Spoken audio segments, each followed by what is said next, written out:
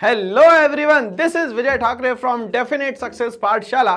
एक ऐसा प्लेटफॉर्म जहां पे नॉलेज एनरिचमेंट की बात होती है और रिजल्ट ओरिएंटेड वर्क होता है। तो इस सफरनामा में जितने भी मेरे धुरंधर दोस्त जुड़ रहे हैं वो सब 9th से जंप करके आ गए हैं 10th में। 9th में क्या पढ़ाई करी, कैसे पढ़ाई करी, वो सब को हम भूल जाते हैं, क्योंकि history is saying about all the time it is past, it is past, it is past. तो जो हो गया उसको भूल जाते हैं हम लोग और नए की तैयारी करते हैं। 2024-2025 के इस सेशन में हम लोग शुरुआत करने वाले हैं हर एक टॉपिक का डीप एनालिसिस, हर एक टॉपिक की प्रैक्टिस शीट और हर एक टॉपिक की प्रैक्टिस शीट के आंसर। तो जब हम लोग back to back practice practice practice करेंगे तो हमारा अच्छा और बेहतर परफॉर्मेंस आने लगेगा धुरंधर दोस्तों। तो दोस्तों अब हम लोग शुरुआत करते हैं आज हमारे टॉपिक नंबर 2, जो हम लोग चैप्टर नंबर 1 पढ़ रहे थे आज, रिसोर्स एंड डेवलपमेंट, उसका टॉपिक 2 पढ़ने वाले हैं जो कि है अबाउट लैंड। तो जमीन क्या, कैसी, और हम लोग तो इसको धरती माता मानते हैं। क्यों?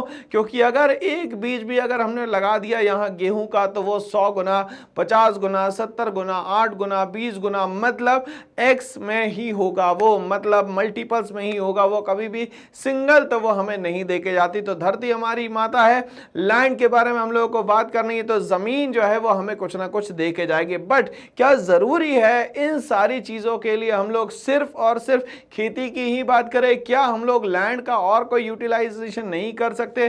क्या इस लैंड को डेवलपमेंट में यूज नहीं किया जा सकता? क्या लैंड के अंदर जो चीजें हैं उसको यूज नहीं किया जाता? मिनरल्स, मेटल्स को यूज नहीं किया जाता? क्या हम लोग यहाँ क्रूड ऑयल नहीं निकालेंगे? क्या हमारा ज्योग्राफिकल कंडीशन जो है ऑल ओवर द वर्ल्ड का एक जैसा रहेगा? क्या यहाँ पे इक्वेटर पे जो कंट्री है वो हमारे लिए अच्छी है और हमारी कंट्री जो ट्रॉपिक ऑफ कैंसर पे है वो खराब है? ऐसा यहाँ पे हम लोग सब कुछ बात करने वाले हैं लैंड की, मगर हम लोग बात करेंगे डेडिकेटेडली सिर्फ और सिर्फ इंडिया के लैंड की। रेस्ट ऑफ द वर्ल्ड में जो लैंड एरिया है उसके बारे में हम लोग आराम से इत्मीनान से चर्चा करने वाले हैं दोस्तों। तो चलिए, रिसोर्स एंड डेवलपमेंट का हम लोग आज टॉपिक करने वाले हैं दोस्तों। लैंड के बारे में हम लोग यहाँ पे पढ़ेंगे। तो यहाँ पे ध्यान से समझिएगा दोस्तों, तो लैंड जो है अप्रॉक्सीमेटली कहा जाता है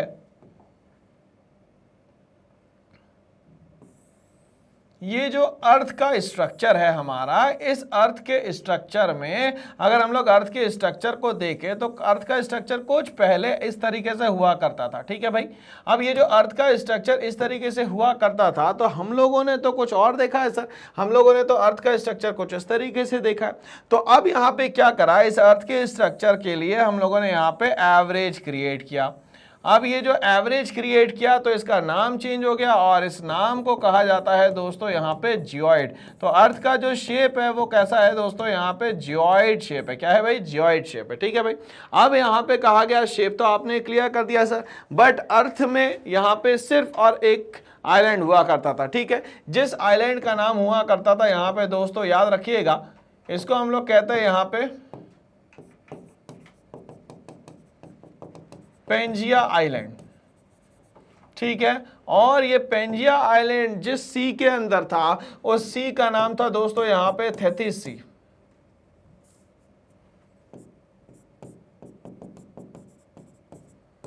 तो पेंजिया आइलैंड और यहाँ पे थेथिस सी हुआ करता था। ठीक है भाई, अब यहाँ पे बहुत सारे टर्बुलेंस आए, बहुत सारे वोल्केनिक इरप्शन हुए, बहुत सारे चेंजेस आते हैं और आगे चल के यही अर्थ जो है अपना स्ट्रक्चर चेंज कर लेती है और यहाँ पे अलग अलग हमारे पास यहाँ पे 7 कॉन्टिनेंट बन जाते हैं। ठीक है भाई, अब ये 7 कॉन्टिनेंट कौन कौन से है सर? तो ये हो गया हमारा नॉर्थ अमेरिका, ये हो गया हमारा साउथ अमेरिका, ये हो गया दोस्तों हमारा यूरोप, यहाँ पे हो गया दोस्तों हमारा ऑस्ट्रेलिया।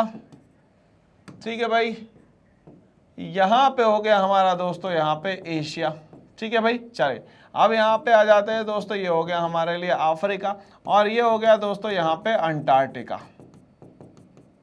तो अब देखा जाए तो दोस्तों हमारे पास 7 कॉन्टिनेंट है और 7 कॉन्टिनेंट में भी हम लोग को ये याद रखनी है कि भाई बात, ये जो पेंजिया आइलैंड था उसी के अलग अलग छोटे छोटे जब टुकड़े हुए होंगे तो ये यहाँ पे हमारे पास लाइव कॉन्टिनेंट बचे होंगे, जिसमें से north America, south America, Europe, Asia, Africa और ऑस्ट्रेलिया में अच्छी खासी जनता और अच्छी खासी पॉपुलेशन जो है वो रह रही है। बट अंटार्कटिका में बहुत ज़्यादा हैवी पॉपुलेशन नहीं है। तो हम लोग ये कह सकते हैं सर कि अर्थ के स्ट्रक्चर में ये जो नॉर्थ पोल है उस तरफ जो है पॉपुलेशन अच्छी खासी है, बट जो ये यहाँ पे साउथ पोल है वहाँ पे पॉपुलेशन जो है वो बहुत ही यहाँ पे कम है।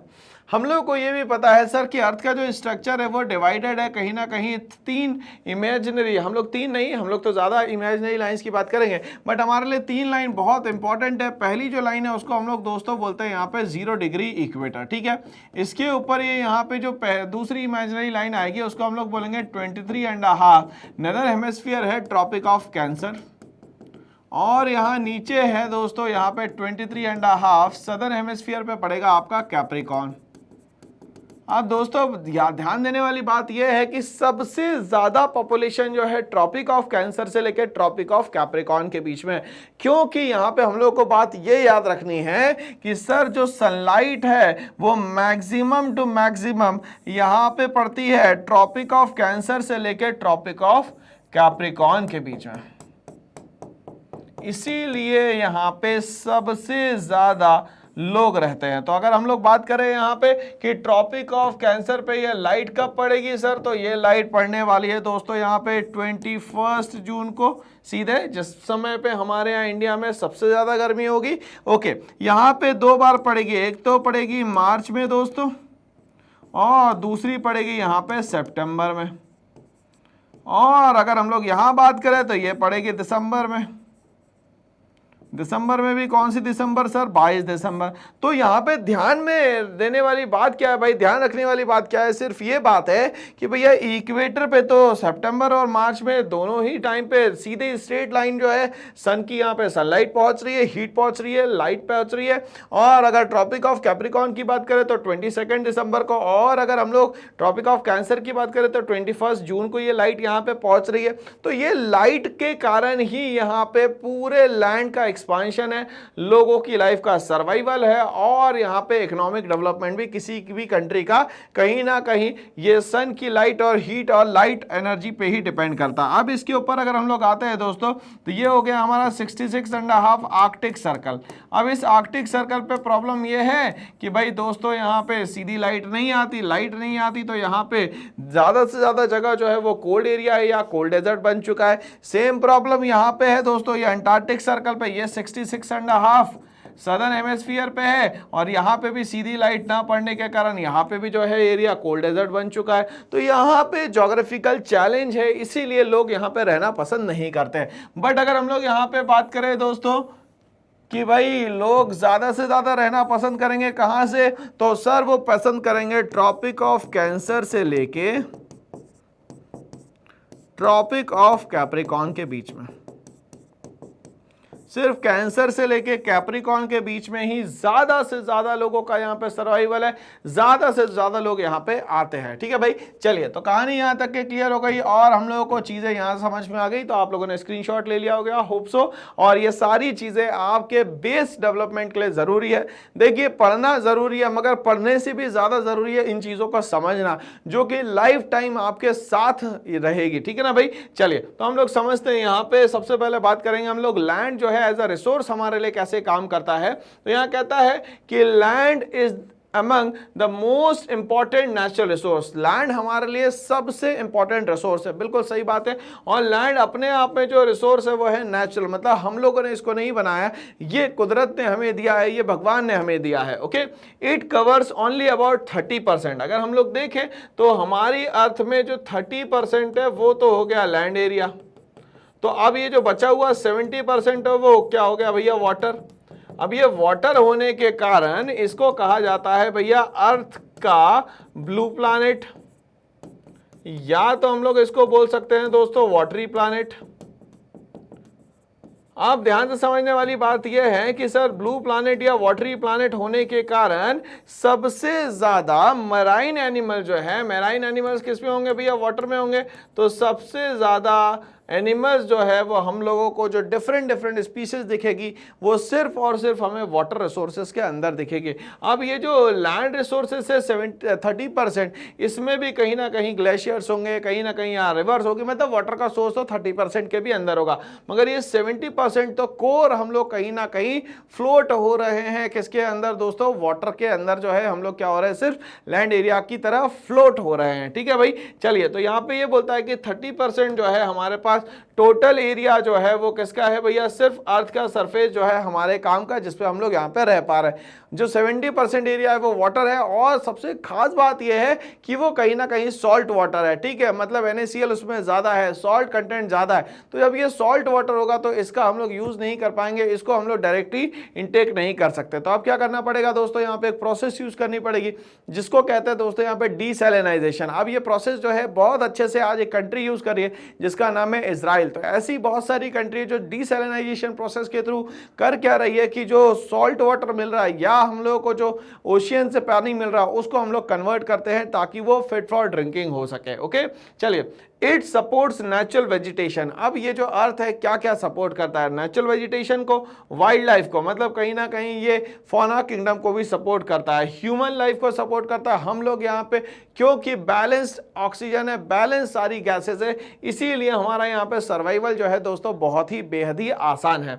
दूसरा, यहाँ इकोनॉमिक एक्टिविटीज की जा सकती है। अगर हम लोग बात करें प्राइमरी सेक्टर की, सेकेंडरी सेक्टर की, टर्शरी सेक्टर की, तो ये सारी एक्टिविटीज तभी पॉसिबल है दोस्तों जब हम लोग यहाँ पे लैंड को सेफ रखेंगे और लैंड का यूटिलाइजेशन प्रॉपर कर पाएंगे। दूसरा बोलता है यहाँ पे ट्रांसपोर्ट एंड कम्युनिकेशन सिस्टम। तो यहाँ पे ये जो लैंड एरिया है ये सारी चीजों को एक साथ आपको यहाँ पे सपोर्ट करता है। However land is an assets, land अपने आप में क्या है दोस्तों, यहाँ पे एक एसेट्स है। अब ध्यान से समझिएगा, अब मान लेते हैं कि ये लैंड जो है अपने आप में एसेट्स है और ये कैसी है सर, यहाँ मूव हो सकती है क्या, मूव नहीं हो सकती सर,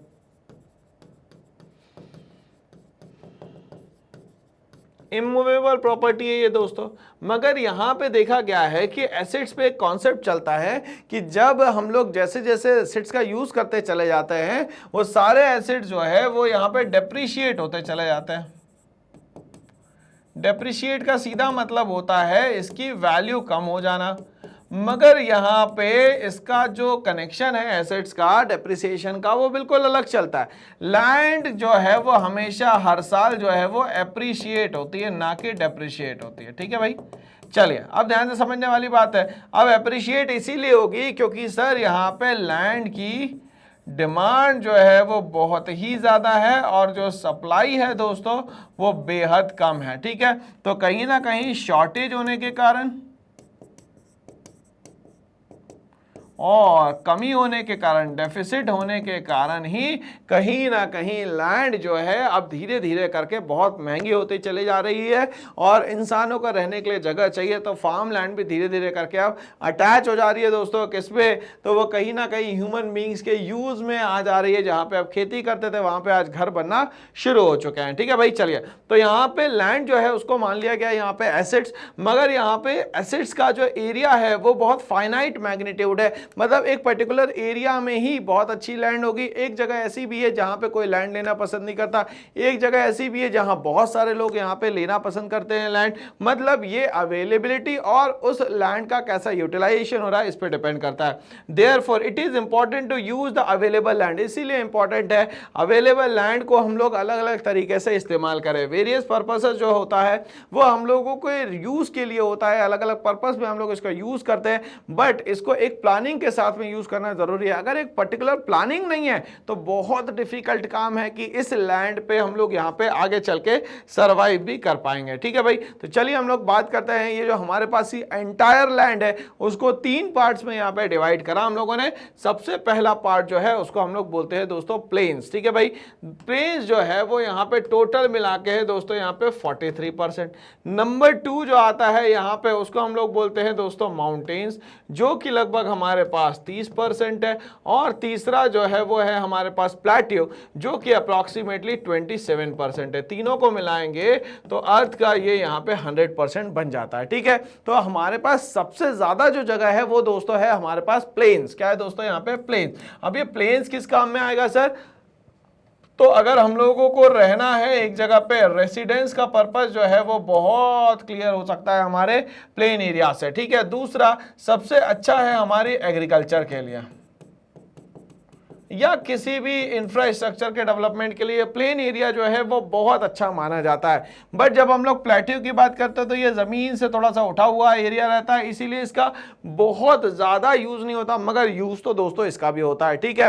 अब हम लोग अगर बात करते हैं माउंटेन्स की, तो माउंटेन्स हमारे लिए बहुत ज़्यादा ज़रूरी है। अगर हम लोग बात करें हिमालयन रेंज की, ये हिमालयन माउंटेन्स की, तो अगर ये नहीं होते तो हमारे यहाँ हवा आती बहुत तेज़ी से, वो भी आती दोस्तों यहाँ पे सेंट्रल एशिया से। तो सेंट्रल एशिया से अगर कूल एयर बहुत तेजी से हमारे पास आती, ठंडी हवाएं आती, तो लगभग हम लोग तमिलनाडु और केरला तक के लोग भी जो है वो कहीं ना कहीं ठंड के चपेट में आ जाते हैं और उनको भी बहुत ज़्यादा यहाँ पे ठंड लगती है। मगर यहाँ पे यंगफोल्ड माउंटेन जो है, यहाँ पे जो रेंज है पूरी की पूरी हिमालयाज की, वो हम लोगों को ठंडी हवाओं से यहाँ पे बचा लेती है। अब वही मैंने अभी जोग्राफिकल लोकेशन बताया कि वो वहाँ पे सन की लाइट सीधी नहीं जाती, इसीलिए वहाँ से जो हवाएं क्रिएट होती है वो एमपी तक के नीचे चले जाती है, ठीक है। तो एमपी तक के इस ठंड का असर होता है, इसके नीचे बहुत कम हो जाता है दोस्तों, ठीक है। ये पहली बात। अब माउंटेन्स आने से ही जाहिर सी बात है क्लाउड्स रुकेंगे और हमारे यहाँ ज्यादा से ज्यादा क्या होगी भैया, रेनफॉल होगी, ठीक है। अब हमारे यहाँ एक जगह है, एक स्टेट है जिसका नाम है दोस्तों मेघालय। नाम से ही समझ में आ रहा है मेघालय, तो मेघों के आने की जगह जो है उसको हम लोग दोस्तों यहाँ पे कहते हैं मेघालय। क्या बोलते हैं दोस्तों यहाँ पे, मेघालय बोलते हैं। आप ध्यान से समझिएगा, अब ये जो मेघालय है भाई, अब ये मेघालय जो स्टेट है वहां पे 3 बड़ी बड़ी पहाड़ियां है जिसका नाम है, पहली का खासी, जयंतिया और गारो। यहां पे एक और जगह है जो कि इंडिया की वेटेस्ट लैंड है, उसको हम लोग बोलते हैं मैसराम,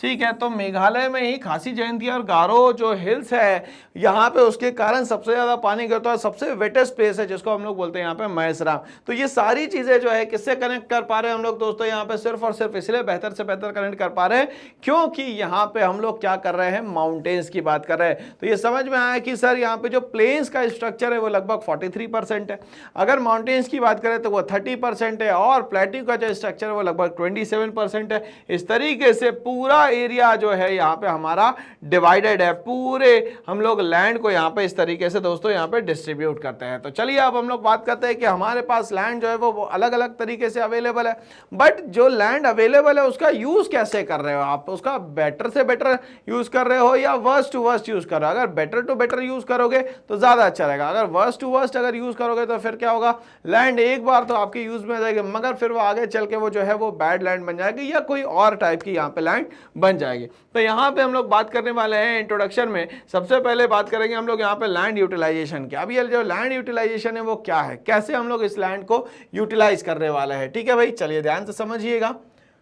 तो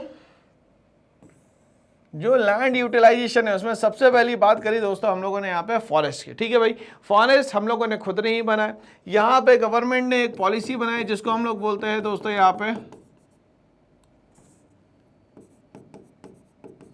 नेशनल फॉरेस्ट पॉलिसी। ये बनी दोस्तों 1952, ठीक है भाई। एक ऑफिसर आए यहाँ पे ब्रिटिशर्स टाइम में जिनका नाम था यहाँ पे डेट्रिच ब्रांडिस, उनने आके यहाँ पे फॉरेस्ट पे एक अलग ही सिस्टम ला दिया, ठीक है। और यहाँ पे बोलते हैं कि यहाँ 3 टाइप के फॉरेस्ट होने चाहिए। पहला जो फॉरेस्ट है उसको बोला गया यहाँ पे रिजर्व फॉरेस्ट, दूसरे को बोला यहाँ पे प्रोटेक्टेड फॉरेस्ट, और तीसरे को यहाँ पे बोलते हैं अनक्लास्ड फॉरेस्ट।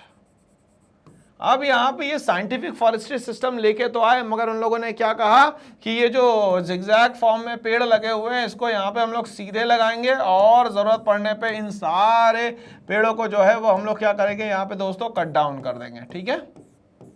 तो इनने क्या करा, हमारे रिसोर्सेज को तो पूरा खराब कर दिया। कहीं ना कहीं इंट्रोडक्शन ऑफ रेलवेज के कारण ये सारा ही काम करें इन लोगों ने। लगभग 1850 के बाद हमारे इंडिया में रेलवेज आती है, तो कहीं ना कहीं रेलवे के जो वैगन्स बने थे इन सब की यूज के लिए अच्छी खासी लकड़ी चाहिए, और इंडिया में अच्छी खासी लकड़ी अवेलेबल है दोस्तों।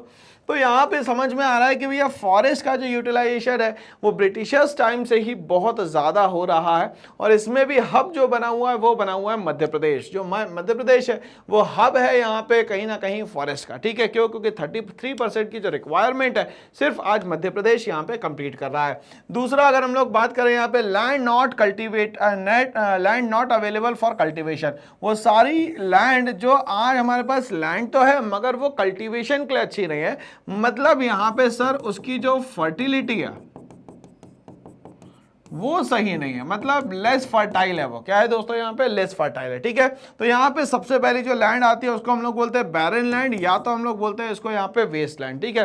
इस बैरन लैंड वेस्ट लैंड पे क्या कर सकते हो आप दोस्तों, यहाँ पे तो इस बैरन लैंड और वेस्ट लैंड पे आप चाहो तो अलग अलग तरीके के कंस्ट्रक्शन कर सकते हो, ठीक है ना भाई। चलिए अब यहाँ पे बोलता है land put to non agricultural uses, ठीक है। अब यहाँ पे बैरन और वेस्ट लैंड तब बनी होगी जब एक समय तक के यहाँ पे कल्टीवेशन हुआ होगा, बट धीरे धीरे करके फर्टिलिटी कम होने के कारण ये सारी चीजें जो है खत्म हो जाती है, और ये फर्टिलिटी खत्म होने के कारण ये जो लैंड है वो बैरन में या वेस्ट लैंड में कहीं ना कहीं कन्वर्ट हो जाती है। और कहीं ना कहीं ये शो करता है कि वहाँ बहुत अच्छा खासा लैंड पोल्यूशन हुआ करता होगा, मतलब वहाँ पे बहुत ज़्यादा पेस्टिसाइड, बहुत ज़्यादा फर्टिलाइजर्स, इन सब का यूज़ करने के कारण ही कहीं ना कहीं वो जो लैंड है वो वेस्ट लैंड में या बैरन लैंड में दोस्तों यहाँ पे कन्वर्ट हो गई होगी, ठीक है भाई।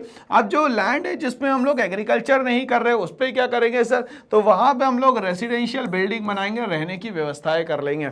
दूसरा, वहाँ पे रोड बनाएंगे। रोड भी हम लोग अलग अलग तरीके से बना सकते हैं सर, यहाँ पे नेशनल हाईवेज बन सकते हैं, स्टेट हाईवेज बन सकते हैं। यहाँ पे प्राइम मिनिस्टर की जो ग्रामीण सड़क योजना बन रही है जिसमें हर गाँव को हम लोग यहाँ पे क्या कर रहे हैं, यहाँ पे RCC रोड से कनेक्ट करने की कोशिश कर रहे हैं, और कहीं ना कहीं सबसे लास्ट जो इंडिया का विलेज है वो वहाँ तक के हम लोग यहाँ पे कनेक्ट करने की कोशिश कर रहे हैं, ठीक है। वहीं पे हम लोग यहाँ पे फैक्ट्री सेटअप कर सकते हैं। फैक्ट्रीज में भी हम लोग यहाँ पे कुछ जोन्स बना रहे हैं, जैसे कि SEZ जोन, जिसको हम लोग स्पेशल इकोनॉमिक जोन्स कहते हैं, जहाँ पे सिर्फ और सिर्फ मेनली क्या होता है, चीज़ों का प्रोडक्शन किया जाता है, और वहाँ पे रेसिडेंशियल पर्पसेस नहीं होते, सिर्फ और सिर्फ क्या होता है वहाँ पे प्रोडक्शन होता है, और चीज़ों को यहाँ पे प्रोड्यूस करके दूसरी जगह तक के बेचा जाता है। तो इस तरीके से हम लोग लैंड यूटिलाइजेशन की यहाँ पे अलग अलग तरीके से बात कर रहे हैं। अदर अनकल्टिवेटेड एरिया जो है जिसको हम लोग बोल रहे हैं एक्सक्लूडिंग फैलो लैंड, जहाँ पे हम लोग ये फैलो लैंड का यूज नहीं कर रहे, फैलो लैंड से हटा के बात कर रहे हैं, इसको बोलते हैं हम लोग परमानेंट पेस्चर्स और ग्रेजिंग लैंड। तो हमारे पास जितने भी एनिमल हस्बेंड्री है, मतलब कि लाइव स्टॉक है, उनके लिए भी हमें कोई ना कोई एरिया फ्री चाहिए जहां पे वो अपना रहना खाना पीना सब एक साथ यहां पे कर सके, ठीक है। क्योंकि अगर वो कल्टीवेटेड एरिया में रहने लग जाएंगे तो वो लैंड को धीरे धीरे करके इरोज कर देंगे, कहीं ना कहीं उसकी फर्टिलिटी जो है खत्म हो सकती है। इसीलिए यहाँ परमानेंट पेस्चर और ग्रेजिंग लैंड यहाँ पे बनाए जाते हैं। आगे हम लोग बात करते हैं land under miscellaneous tree crops groves, ठीक है। तो या तो मान लेते हैं उस लैंड को हम लोगों ने फॉरेस्ट एरिया की तरह ही माना, मगर वहाँ पे उसमें हम लोगों ने यहाँ पे क्या कर दिया भाई, वहाँ पे ट्रीज को ग्रो किया गया, तो जिसमें हम लोग बात कर रहे हैं जो कि नेट जोन एरिया में नहीं आना चाहिए। अब ये नेट जोन एरिया क्या होता है सर, एक ऐसी जगह जहाँ पे साल भर में हम बहुत इत्मीनान से एक बार एक खेती को कर सकते हैं, ठीक है। बट यहाँ पे साल भर में एक खेती को आप कर सकते हो, मतलब खेती कितने टाइप में हो सकती है सर, ये भी समझना जरूरी है। तो यहाँ पे खेती के लिए हमें सिर्फ इतना याद रखना है सर कि हमारे पास 3 सीजन होते हैं, ठीक है भाई। और ये जो जनरली सीजन होता है लगभग 60 to 90 डेज का ये होता है, ऐसा हम लोग मानते हैं। तो सबसे पहला जो सीजन आता है दोस्तों उसको हम लोग मानते हैं मॉनसून सीजन, जिसमें जो क्रॉप्स को सीड्स को लगाया जाता है वो सोइंग सीजन जो होता है वो जनरली जुलाई या अगर कोई अर्ली करता है तो वो जून होता है, ठीक है। और यहाँ पे अगर हम लोग बात करें इसकी हार्वेस्टिंग की, तो ये जो हार्वेस्टिंग है दोस्तों ये हो जाती है लगभग 90 दिनों के बाद, मतलब जून जुलाई के बाद अगस्त सितंबर अक्टूबर तक, है ना भाई। चलिए अब यहाँ पे नंबर 2 अगर हम लोग बात करें तो नंबर 2 जो सीजन आता है जिसको हम लोग बोलते हैं दोस्तों यहाँ पे विंटर सीजन। अब ये विंटर सीजन जो आता है, विंटर सीजन में जो क्रॉप्स लगाई जाती है उसको हम लोग बोलते हैं यहाँ पे राबी क्रॉप्स। और यहाँ जो क्रॉप लगाओगे उसको हम लोग बोलेंगे दोस्तों यहाँ पे खरीफ क्रॉप। ठीक है, क्या बोलेंगे दोस्तों यहाँ पे इसको? खरीफ क्रॉप। और इसको बोलेंगे दोस्तों यहाँ पे कौन सी क्रॉप? राबी क्रॉप। ठीक है, अब राबी क्रॉप को जब लगाया जाएगा उस समय यहाँ पे पानी जो है गिर के जा चुका होगा, मगर कहीं ना कहीं अभी भी लैंड में जो है वो मॉइस्चर होगा। तो सोइंग जो है इसकी लगभग यहाँ पे अक्टूबर में हो जाती है। और अगर हम लोग दोस्तों इसकी बात करें यहाँ पे हार्वेस्टिंग की, तो जो हार्वेस्टिंग है ये लगभग मार्च तक के पहुंच जाती है। ठीक है भाई, चलिए आगे बढ़ते हैं। इसी के साथ नंबर 3 हम लोग बात करें यहाँ पे, तो वो होता है हमारा समर सीजन। और ये जो समर सीजन है लगभग हम लोग यहाँ पे बात करें तो समर सीजन जो है यहाँ पे स्टार्ट हो जाता है हमारा अप्रैल से और चलता है अप्रैल मई और वापस आ जाता है जून तक के। ठीक है भाई, चलिए इस सीजन में जो क्रॉप्स लगाए जाते हैं उनको कहा जाता है जायद क्रॉप्स। अब ये सारे क्रॉप जो होते हैं वो हमेशा होते हैं वाटर रिच, या जो भी फ्रूट्स होते हैं दोस्तों ये क्या होते हैं दोस्तों? हमेशा वाटर रिच होते हैं। क्या होते हैं दोस्तों? यहाँ पे फ्रूट जितने भी होते हैं ये सारे के सारे वाटर रिच होते हैं। तो इस तरीके से हमारे को तीनों सीजन समझ में आ गया और तीनों तरीके के क्रॉप्स जो है वो दोस्तों हम लोग को यहाँ पे समझ में आ गए। याद करने का तरीका ये रहेगा, हम लोग याद करेंगे KRZ से। तो K का मतलब होता है खरीफ, R का मतलब होता है राबी और Z का मतलब होता है यहाँ पे जायद। ठीक है भाई, अब जायद की खासियत ये है कि ये रिवर बैंक पे लगेगा सिर्फ और सिर्फ, तो रिवर बैंक पे ही लगाया जाता है जो वेजिटेबल्स और क्रॉप्स को, उसको हम लोग बोलेंगे यहाँ पे, वो बोलेंगे हम लोग यहाँ पे जायद क्रॉप्स। ठीक है भाई, चलिए तो यहाँ पे नेट सोन एरिया को यहाँ पे नहीं लेना है। नेट सोन एरिया का मतलब साल भर में जहाँ पे एक बार खेती हो सकती है उसको बोलते हैं नेट सोन एरिया। ठीक है, अब हम लोग आगे बात करते हैं कल्टिवेबल वेस्ट लैंड की। तो अब ये कल्टिवेबल वेस्ट लैंड क्या होता है? Left uncultivated for more than 5 agriculture years. अगर एक ऐसा लैंड जिसको लगभग 5 साल तक के ऐसे ही छोड़ दिया जाए, एक बार यहाँ पे खेती हो उसके बाद यहाँ पे उस पर खेती ही ना हो, तो उसको हम लोग बोलेंगे यहाँ पे कल्टिवेबल वेस्ट लैंड। ठीक है, अब उसको फ्री कर दिया गया, उसको बिल्कुल एक तरीके से छोड़ दिया गया, तो इसको बोलेंगे हम लोग यहाँ पे कल्टिवेबल वेस्ट लैंड। क्या बोलेंगे दोस्तों? यहाँ पे कल्टिवेबल वेस्ट लैंड। ठीक है भाई, चलिए आगे बढ़ते हैं। इसी के साथ हम लोग बात करेंगे यहाँ पे फैलो लैंड की। फैलो लैंड क्या होता है? तो करेंट फैलो और अदर देन करेंट फैलो की हम लोग बात करेंगे। तो फैलो लैंड का मतलब होता है लेफ्ट विदाउट कल्टीवेशन। फैलो मतलब छोड़ देना। क्यों छोड़ दिया भाई? क्योंकि इस बार यहाँ पे खेती नहीं करना हम लोग को, तो इस साल हम लोगों ने क्या करा?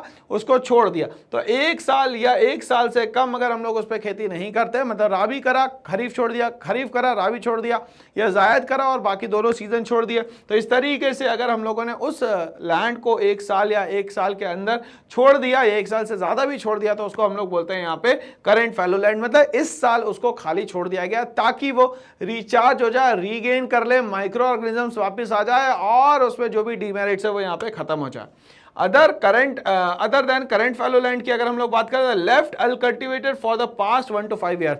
अब अगर बात करता हूं मैं अगर करेंट फैलो लैंड की, तो लगभग 5 साल से लेके 1 साल के बीच में अगर उस जगह को छोड़ दिया जाए, अब 1 साल के अंदर छोड़ोगे तो ये होगा करेंट फैलो, अगर 1 साल से 5 साल में छोड़ दोगे तो उसको बोलेंगे अदर देन करेंट फैलो लैंड्स। तो अदर देन करेंट फैलो लैंड्स जो है वो सारे लैंड जो लगभग 1 से 5 सालों तक के ऐसे ही छोड़ दिए जाए, जहां पे किसी भी तरीके की अब यहाँ पे खेती नहीं होगी और यहाँ पे उसको रीगेन या रिचार्ज करने के लिए छोड़ दिया जाए, तो इसको हम लोग बोलते हैं फैलो लैंड्स। मतलब यहाँ पे जिनको छोड़ दिया जाए ऐसे ही रिचार्ज रीगेन होने के लिए, उसको हम लोग बोलते हैं दोस्तों यहाँ पे फैलो lands.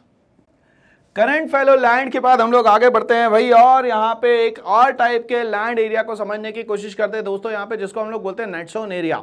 Sir net sown area का जो मतलब है वो यहाँ पे ऐसा समझ में आ रहा है, नेट सोन फिर एरिया। तो 3 भागों में ये डिवाइडेड है, 3 अलग अलग पार्ट्स में ये डिवाइडेड है। सबसे पहले हम लोग समझते हैं कि नेट वैल्यू क्या होती है या नेट का मतलब क्या होता है दोस्तों, फिर हम लोग समझ पाएंगे कि ये नेट सोन एरिया क्या होता है ना। तो चलिए अगर हम लोग यहाँ पे बात करें तो 2 चीजों को हम लोग याद करते हैं। सबसे पहले हम लोग यहाँ पे याद करेंगे भैया ग्रॉस, और दूसरा हम लोग यहां पे करेंगे नेट। ग्रॉस का किसी भी तरह का जो मतलब है वो हमेशा होगा ओवरऑल, या तो इसका मतलब होगा दोस्तों यहां पे मैक्सिमम,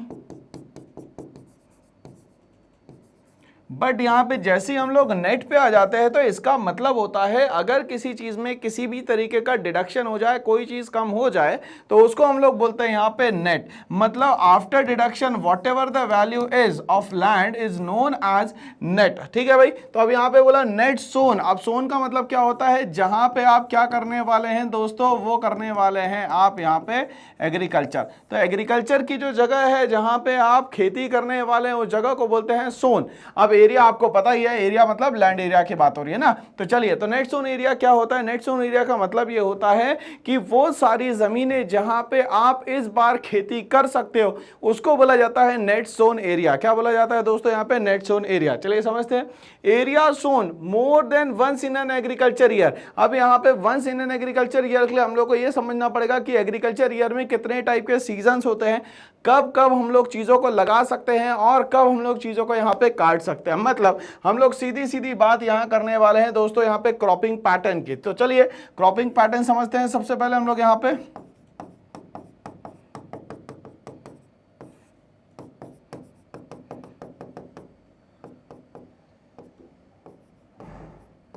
चलिए,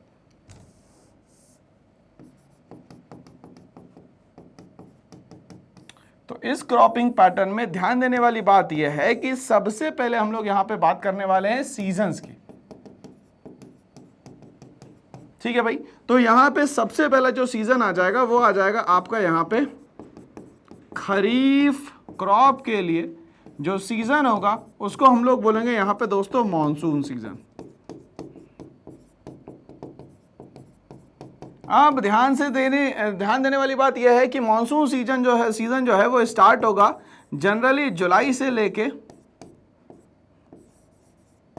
अक्टूबर के बीच में। ठीक है, और इंडिया में जो हमारे यहाँ पानी आता है, मॉनसून जो आता है वो आता है 4 जून को, और इंडिया में वो हिट करता है यहाँ पे मेनली साउथ वेस्ट में जो हमारा स्टेट है जिसका नाम है दोस्तों यहाँ पे केरला।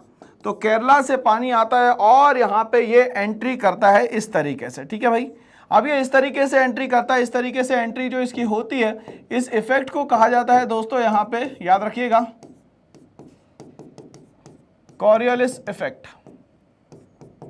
सर ये कॉरियोलिस इफेक्ट होता क्या है? तो ध्यान से मेरी बात को सुनिएगा। यहाँ पे अगर मान लेते हैं ये वाटर प्लानेटरी अर्थ है, ठीक है भाई, इसको मैंने इमेजिनरी लाइन जो है उससे डिवाइड कर दिया, ये हो गया दोस्तों हमारा इक्वेटर। ठीक है, अब ये कॉरियोलिस इफेक्ट में होता ये है कि विंड का जो सर्कुलेशन होता है नॉर्थ पोल पे और साउथ पोल पे कैसा होता है, नॉर्थ पोल पे ये रहेगा हमेशा नॉर्थ ईस्ट साइड में। ठीक है, और ये साउथ पोल में रहेगा ये साउथ वेस्ट डायरेक्शन में। कहां पे रहेगा दोस्तों? ये साउथ वेस्ट डायरेक्शन में। ठीक है भाई, तो चलिए ये समझ में आ गया। तो इंडिया जो है उसका लोकेशन जो है वो कुछ इस तरह से यहां पे है, मतलब ट्रॉपिक ऑफ कैंसर पे है। तो यहाँ पे जो भी हवाएं चलेंगी वो किस तरफ जाएंगी दोस्तों? तो नॉर्थ ईस्ट के तरफ जाएंगी। मतलब कि हमारे यहाँ जो मानसून एंटर करेगा वो करेगा साउथ वेस्ट से नॉर्थ ईस्ट के तरफ। ठीक है भाई, मतलब एंट्री करेगा वो यहाँ पे केरला में, और आगे लास्ट जो पॉइंट होगा उसका होगा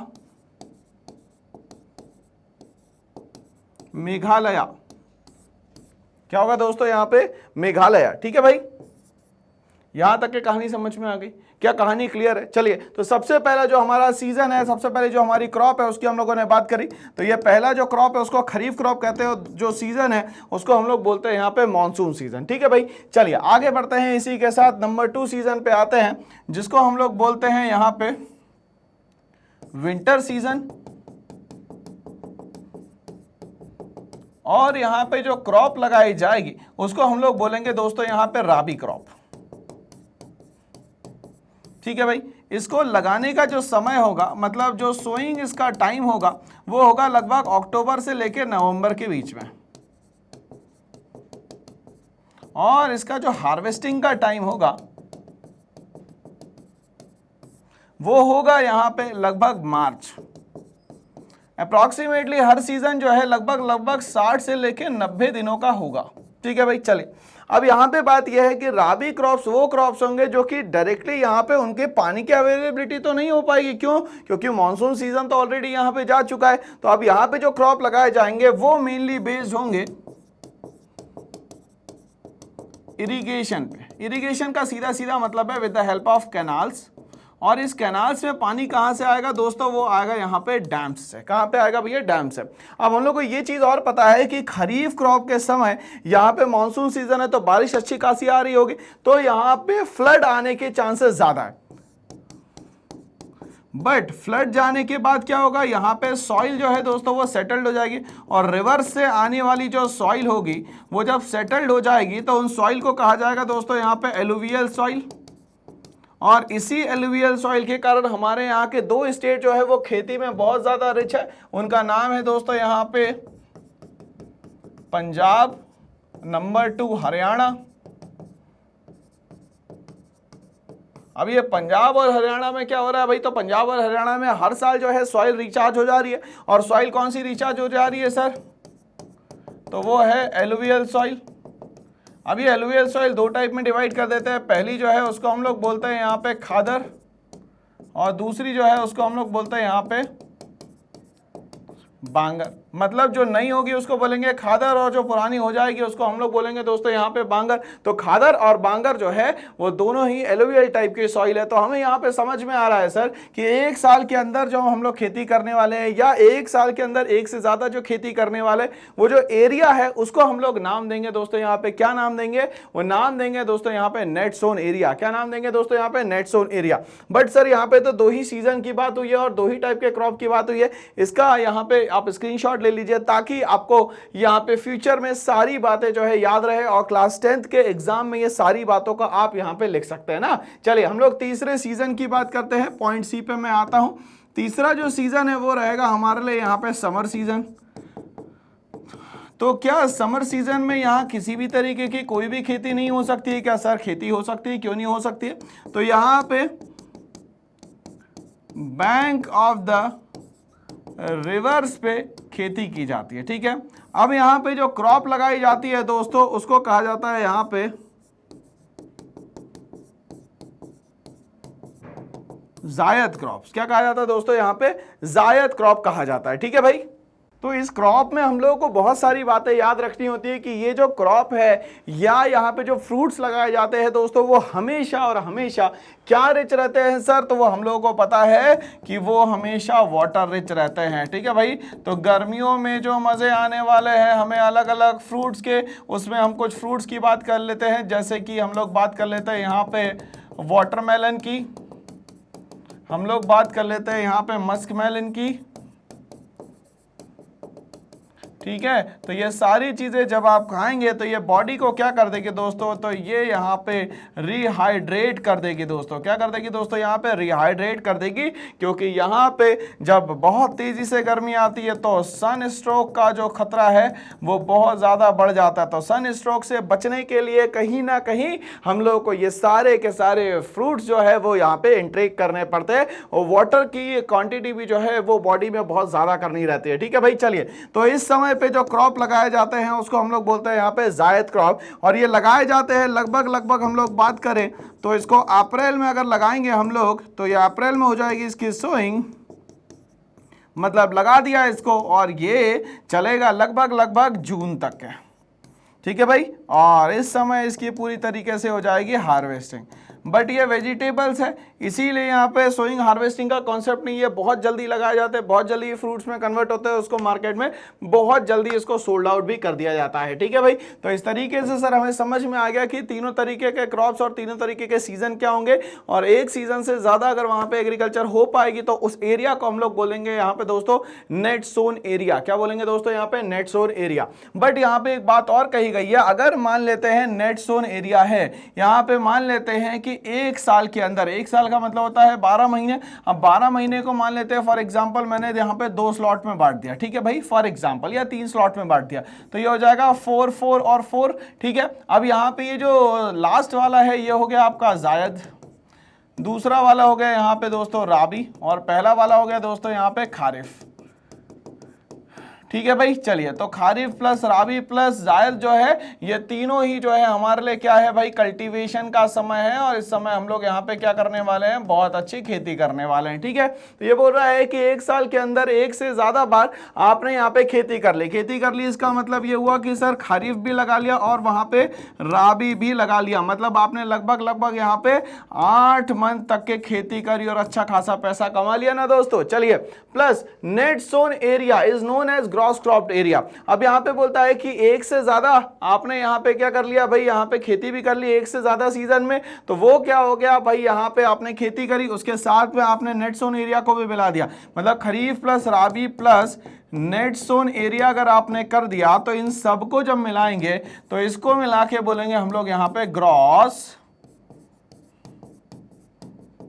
क्रॉप्ड एरिया, है ना। तो नेट सोन एरिया क्या हो गया, जहां पे आप खेती कर सकते हो। ग्रॉस क्रॉप्ड एरिया क्या हो गया, जहां पे खेती तो कर सकते हो मगर 2 से ज्यादा क्रॉप आपने लगा लिया, मतलब 2 से ज्यादा सीजन्स का इस्तेमाल कर लिया, तो उसको हम लोग बोल देंगे दोस्तों यहाँ पे ग्रॉस क्रॉप्ड एरिया। क्या बोलेंगे दोस्तों यहाँ पे, ग्रॉस क्रॉप्ड एरिया। तो यहाँ पे हमारे यहाँ नेट सोन एरिया भी और हमारे यहाँ ग्रॉस क्रॉप्ड एरिया भी है। तो कॉन्सेप्ट हमें हमेशा क्लियर होना चाहिए, जो जगह खेती करने लायक है, यहाँ पे खेती की जा सकती है, उसको बोलेंगे हम लोग नेट सोन एरिया। वहां पे जहां पे 2 या 2 से ज्यादा खेती की जाए और वहां पे खेती भी की जा रही है, मतलब नेट सोन एरिया भी अगर उसमें जोड़ दिया जाए तो उसको हम लोग कुल मिला के बोलते हैं दोस्तों यहाँ पे ग्रॉस क्रॉप्ड एरिया। तो इस तरीके से हम लोगों ने देखा कि जो लैंड है उसका किस तरीके से हम लोग यहाँ पे अभी कंटिन्यूअसली यूज कर रहे हैं। अब हम लोग बात करते हैं यहाँ पे land use pattern in India, कि इंडिया में लैंड का किस तरीके से यूटिलाइजेशन किया जा रहा है। क्या सिर्फ और सिर्फ खेती की जा रही है या ये लैंड के मल्टीपर्पज यूज भी किए जा रहे हैं। तो चलिए हम लोग बात करते हैं दोस्तों यहाँ पे सबसे पहले कि भाई जो ये लैंड एरिया है हमारे पास आज अवेलेबल, इस लैंड एरिया को हम लोग अगर देखें तो इस लैंड एरिया का हम लोग अगर टोटल पार्ट देखें तो ये लगभग ये 29% है पूरा लैंड एरिया, जो कि अलग अलग कॉन्टिनेंट्स में डिवाइडेड है। ठीक है भाई, ठीक है, ये हो गया आपका नॉर्थ अमेरिका, ये हो गया साउथ अमेरिका, ये हो गया मान लेते हैं यूरोप, ये हो गया आपका दोस्तों अफ्रीका, ये मान लेते हैं आपका एशिया, और ये मान लेते हैं आपका ऑस्ट्रेलिया। ठीक है भाई। चलिए, मगर यहाँ पे इनलैंड के एरियाज की जो भी लोकेशन है उस तरीके से यहाँ पे एग्रीकल्चर की जा सकती है। अगर लोकेशन सही नहीं है तो यहाँ पे एग्रीकल्चर नहीं हो सकती। अब लोकेशन का कहने का मतलब यह है दोस्तों, यहाँ पे अगर मैं इमेजिनरी यहाँ पे अर्थ को बनाता हूँ, अर्थ पे मान लेते हैं इमेजिनरी, मैंने ये आपके लिए बना दी दोस्तों 0 डिग्री इक्वेटर, मैंने ये बना दी आपको 23.5 ट्रॉपिक ऑफ कैंसर, फिर मैंने यहां पे बना दिया आपको साउथ पोल पे 23.5 ट्रॉपिक ऑफ कैप्रिकॉन।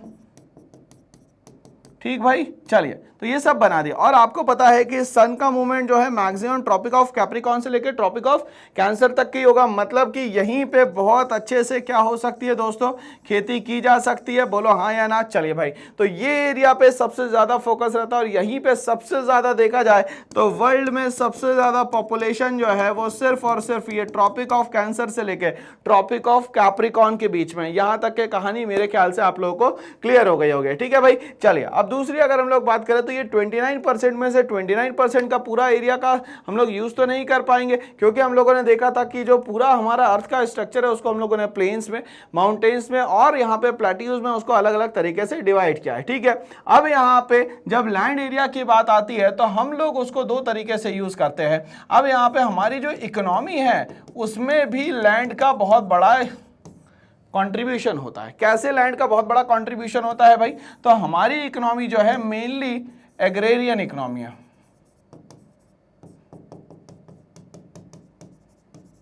कहा जाता है कि हमारी आजादी के पहले लगभग 85% पीपल जो है डायरेक्टली और इनडायरेक्टली लाइवलीहुड के लिए डिपेंडेंट थे कहीं ना कहीं एग्रीकल्चर पे। ठीक है, तो एग्रेरियन इकोनॉमी होने के कारण एग्रीकल्चर को हम लोग इंडिया की बैकबोन मानते हैं। और आज भी कहीं ना कहीं देखा जाए तो हमारे तीनों सेक्टर, जिसमें हम लोग बात करते हैं प्राइमरी सेक्टर, सेकेंडरी सेक्टर और आज हम लोग अगर बात करें टर्शियरी सेक्टर, तो at the time of independence मतलब 1947 तक के लगभग प्राइमरी सेक्टर जो है लगभग यहाँ 70% हुआ करता था, ये लगभग यहाँ पे 25% मान लेता हूँ, और ये लगभग 5% हुआ करता था। बट धीरे धीरे करके दिन चेंज हुए, धीरे धीरे करके सेक्टर्स चेंज हुए, टेक्नोलॉजी अपग्रेड हुई, नॉलेज एंड स्किल्स डेवलप होना शुरू होते हैं। और अगर हम लोग आज यहाँ पे बात करते हैं 2024 तक के आते आते, तो ये सिनारियो जो है सेक्टर्स का रिवर्स हो चुका है। लगभग 65% जो है हम लोग यहाँ पे कंट्रीब्यूशन जीडीपी में मानते हैं प्राइमरी सेक्टर का, और लगभग यहाँ से 20 से 25% जो है वो कंट्रीब्यूशन मानते हैं सेकेंडरी सेक्टर का। और जो बाकी बचा हुआ है यहाँ पे, ये देखिए, ये 65 को अब हम लोगों को यहाँ से क्या करना है भाई, मूव करना है टर्शियरी सेक्टर में। ठीक है, तो ये टर्शियरी सेक्टर का पार्ट हो चुका है। होना क्या चाहिए था, प्राइमरी सेक्टर हमारे यहाँ रिच होना चाहिए था, बट अब क्या हो चुका है, ये यहाँ से मूव कर गया, कहाँ पहुंच गया सर, तो ये पहुंच गया है टर्शियरी सेक्टर में। तो ये 5% से कितने परसेंट पे पहुंच गया सर, प्राइमरी से यहाँ पे 65% पे। अगर हम लोग बात करें सेकेंडरी सेक्टर के, तो ये लगभग आज भी 20-25% है। ठीक है भाई, चलिए, और यहाँ से देखा जाए तो ये 10% कॉन्ट्रीब्यूशन जो है वो आज किसका है दोस्तों, यहाँ पे प्राइमरी सेक्टर का। तो ये टाइम बदला। और टर्शियरी सेक्टर, जिसको हम लोग इजी लैंग्वेज में बोल सकते हैं दोस्तों यहाँ पे सर्विस सेक्टर, तो ये जो सर्विस सेक्टर है धीरे धीरे करके बहुत बड़ा रोल प्ले करता है। और ये जो सर्विस सेक्टर है आज जीडीपी में हैवीली कंट्रीब्यूशन यहाँ पे कर रहा है। सर ये जीडीपी क्या होता है, तो जीडीपी का मतलब होता है ग्रॉस डोमेस्टिक प्रोडक्ट। क्या होता है दोस्तों, ग्रॉस डोमेस्टिक प्रोडक्ट। चलिए, तो साथ ही में हम लोग जीडीपी को भी समझ लेते हैं। It refers to the production of goods and services made by the residents of the country in an accounting year is known as GDP। तो एक साल के अंदर जो भी चीजें हम लोग यहाँ पे बनाएंगे, उसको बेचने से जो पैसा आएगा उसको हम लोग बोलेंगे दोस्तों यहाँ पे क्या, जीडीपी, ग्रॉस डोमेस्टिक प्रोडक्ट। ठीक है भाई, तो यहाँ पे जीडीपी को भी हम लोगों को याद रखना है। और जीडीपी का जो कैलकुलेशन है वो दो तरीके से किया जा सकता है दोस्तों। तो जीडीपी का जो कैलकुलेशन है हम लोग यहाँ पे देख लेते हैं, इसको हम लोग रियल जीडीपी से भी कैलकुलेशन कर सकते हैं इसका, और दूसरा जो है इसका कैलकुलेशन नॉमिनल जीडीपी से भी हो सकता है।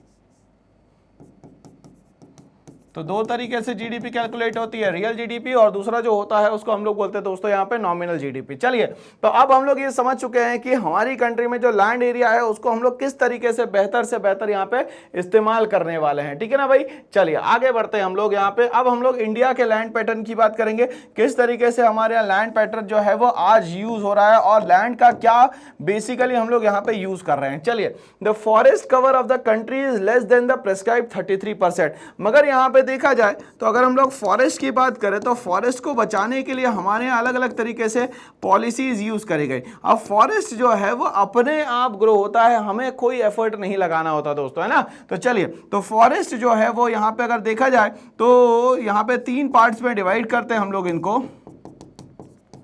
ये होता है रिजर्व्ड, या तो होता है दोस्तों ये प्रोटेक्टेड, या तो होता है दोस्तों ये अनक्लास्ड फॉरेस्ट। ठीक है भाई, चलिए, इसके लिए हमारे यहाँ एक पॉलिसी बनाई गई जिसको हम लोग बोलते हैं यहाँ पे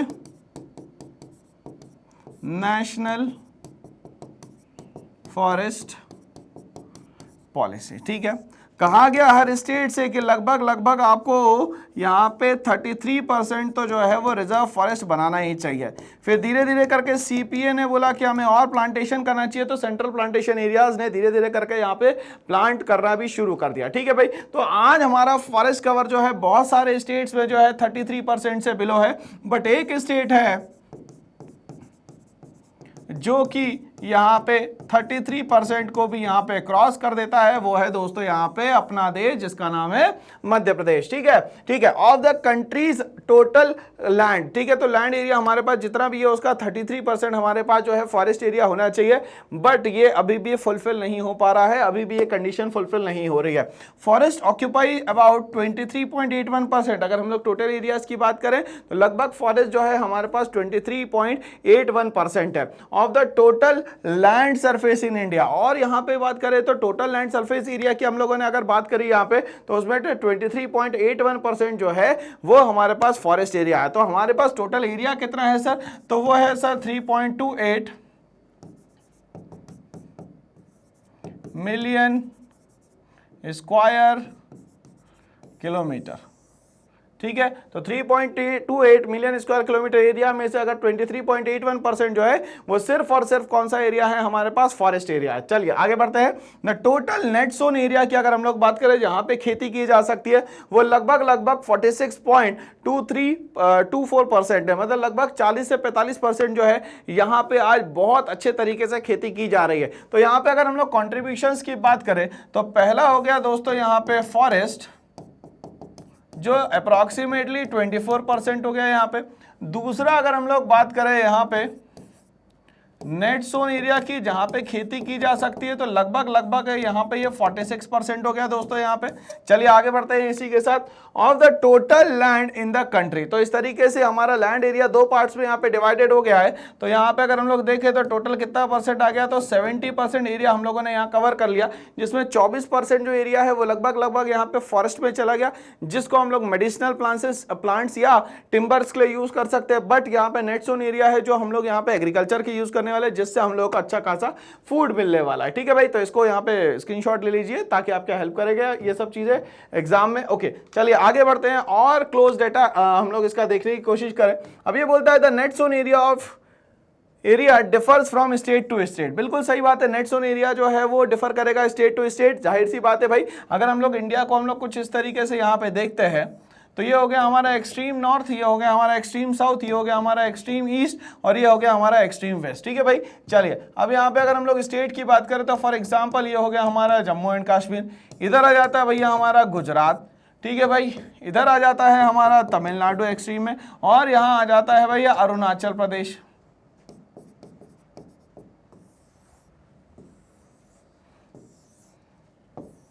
चलिए बारिश आएगी, बारिश आएगी, पानी गिराएगी, मगर बारिश आके जो पानी गिराएगी वो तो सर इधर से गिराएगी, साउथ वेस्ट से यहां से एंट्री करेगी आपकी, और ये कुछ इस तरीके से आएगी भाई।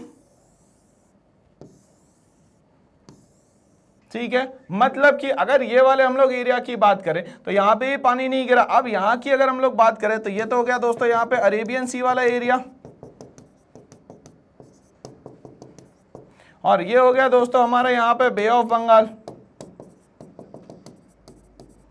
ठीक है, अब यहां से जो पानी ऐसे जा रहा है वो इंडिया के तो किसी काम का नहीं है, तो मतलब बहुत सारे एरियाज में देखा जाए तो ये मॉनसून का जो पानी है वो बहुत ज्यादा अच्छा नहीं रहता। ठीक है, अब यहाँ पे क्यों नहीं रहेगा दोस्तों, इसको समझने वाली बात यह है कि यहाँ पे एक रेंज है, पैरेलल रेंज, जिसका नाम है दोस्तों यहाँ पे अरावली रेंज, जिसके कारण ये जो पीछे वाला एरिया होता है इसको हम लोग बोल देते हैं दोस्तों यहाँ पे रेन फेड एरिया, या तो हम लोग बोल देते हैं यहाँ पे इसको लीवर्ड साइड। कौन सी साइड होती है दोस्तों, ये लीवर्ड साइड होती है। ठीक बात है, चलिए तो यहां तक ये कहानी समझ में आने लग गई है कि जो नेट सोन एरिया है वो हर स्टेट का अलग अलग होगा, क्योंकि इंडिया जो है वो डिपेंडेंट है कहीं ना कहीं मॉनसून पे, कहीं ना कहीं सीजनल विंड्स पे इंडिया जो है डिपेंडेंट है दोस्तों, इसीलिए यहाँ पे स्टेट टू स्टेट वरी करता है। ठीक है, अब यहाँ पे इंपॉर्टेंट ये है कि सर एग्रीकल्चर के लिए नेट सोन एरिया के लिए सबसे ज्यादा जो जरूरी है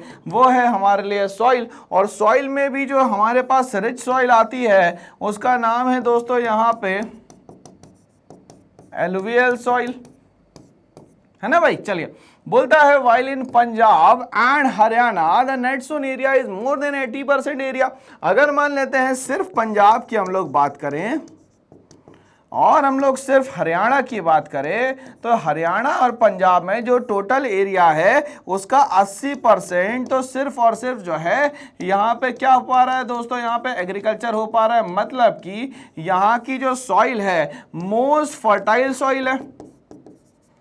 अब ये मोस्ट फर्टाइल सॉइल होगी तो जाहिर सी बात है दोस्तों पर हेक्टेयर जो प्रोडक्शन है वो ज़्यादा होगा, जाहिर सी बात है। क्यों? क्योंकि ये सॉइल जो है सर वो हर साल जो है वो रिचार्ज हो जाती है। अब ये रिचार्ज हो जाती है तो ऐसी इसीलिए सॉइल को हम लोग क्या नाम देते हैं दोस्तों, यहाँ पे एलुवियल सॉइल नाम देते हैं। क्या नाम देते हैं दोस्तों? एलुवियल सॉइल नाम देते हैं। ठीक है भाई, क्लियर है। तो पंजाब और हरियाणा में देखा जाए तो नेट सोन एरिया जो है लगभग एरिया का 80% है। ठीक है, it is less than 10% in the Arunachal Pradesh. जैसा कि मैंने मैप बनाया है यहाँ पे, तो ये जो अरुणाचल प्रदेश है जो लास्ट एरिया हो गया, यहाँ पे सिर्फ और सिर्फ 10% एरिया जो है यहाँ पे नेट सोन एरिया कहलाता है। और अगर मान लेते हैं यहाँ पे हम लोग हरियाणा और पंजाब की बात करें तो ये 80% एरिया जो है वो दोस्तों यहाँ पे नेट सोन एरिया होता है। तो ये स्टेट टू स्टेट क्या होगा दोस्तों, डिफर करेगा। तो खाना तो सबको चाहिए मगर यहाँ पे प्रोडक्शन तो हर चीज का नहीं हो पाएगा ना। तो ये प्रोडक्शन किस पे डिपेंड करता है दोस्तों, तो वहां की सॉइल पे डिपेंड करता है। किस पे डिपेंड करता है दोस्तों? सॉइल पे डिपेंड करता है। ठीक है भाई, चलिए कहानी यहाँ तक के क्लियर हो गई हम लोगों को कि पंजाब और हरियाणा जो है वो लीडिंग एरियाज है नेट सोन एरिया के मामले में। और जो हम लोग बात कर रहे हैं अरुणाचल प्रदेश की, तो ये सबसे दोस्तों पीछे है अभी यहाँ देखा जाए तो। ठीक है, बट नॉर्थ ईस्ट में अरुणाचल प्रदेश के अलावा मिजोरम की अगर हम लोग बात करें, मणिपुर की बात करें और हम लोग बात करें यहाँ पे अंडमान एंड निकोबार आइलैंड, यहाँ सब जगह जो नेट सोन एरिया है वो लगभग कितना है दोस्तों, यहाँ पे 10% है। ठीक है, कहने का मतलब यह है कि ये वाला जो बेल्ट है हमारा नॉर्थ ईस्ट का, ठीक है ना भाई। नॉर्थ ईस्ट में अगर हम लोग बात कर लेते हैं, यहाँ पे सबसे पहले आ गया आपका अरुणाचल प्रदेश, उसके बाद आ जाएगा नागालैंड, उसके बाद आ जाएगा भाई मणिपुर और इसके बाद आ जाएगा दोस्तों यहाँ पे मिजोरम। ठीक है, तो ये सारी एरिया जो है ये हमारी ईस्टर्न बेल्ट है, ये ईस्टर्न एरियाज है। ठीक है, और इस ईस्टर्न एरिया में क्यों? क्योंकि ये किसके पीछे पहुंच जाएंगे?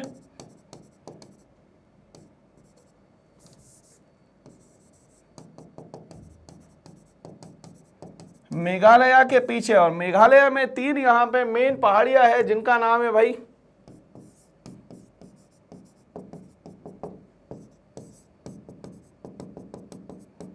खासी, जयंतिया और गारो। तो ये 3 पहाड़ियों के कारण ये पीछे तो जा ही नहीं पाएगा ना भैया, क्लाउड जा ही नहीं पाएंगे। जब नहीं जाएंगे तो यहाँ पे पानी कम गिरेगा, जब पानी कम गिरेगा तो जाहिर सी बात है खेती बहुत अच्छी नहीं हो पाएगी। दूसरा, अगर हम लोग यहाँ पे साउथ इंडिया की बात करें तो साउथ इंडिया में ये हो गया हमारा केरला, ये हो गया दोस्तों यहाँ पे तमिलनाडु हमारा। ठीक है भाई, चलिए अब यहाँ पे हम लोग बात कर लेते हैं तो ये हो जाता है हमारा लक्षद्वीप,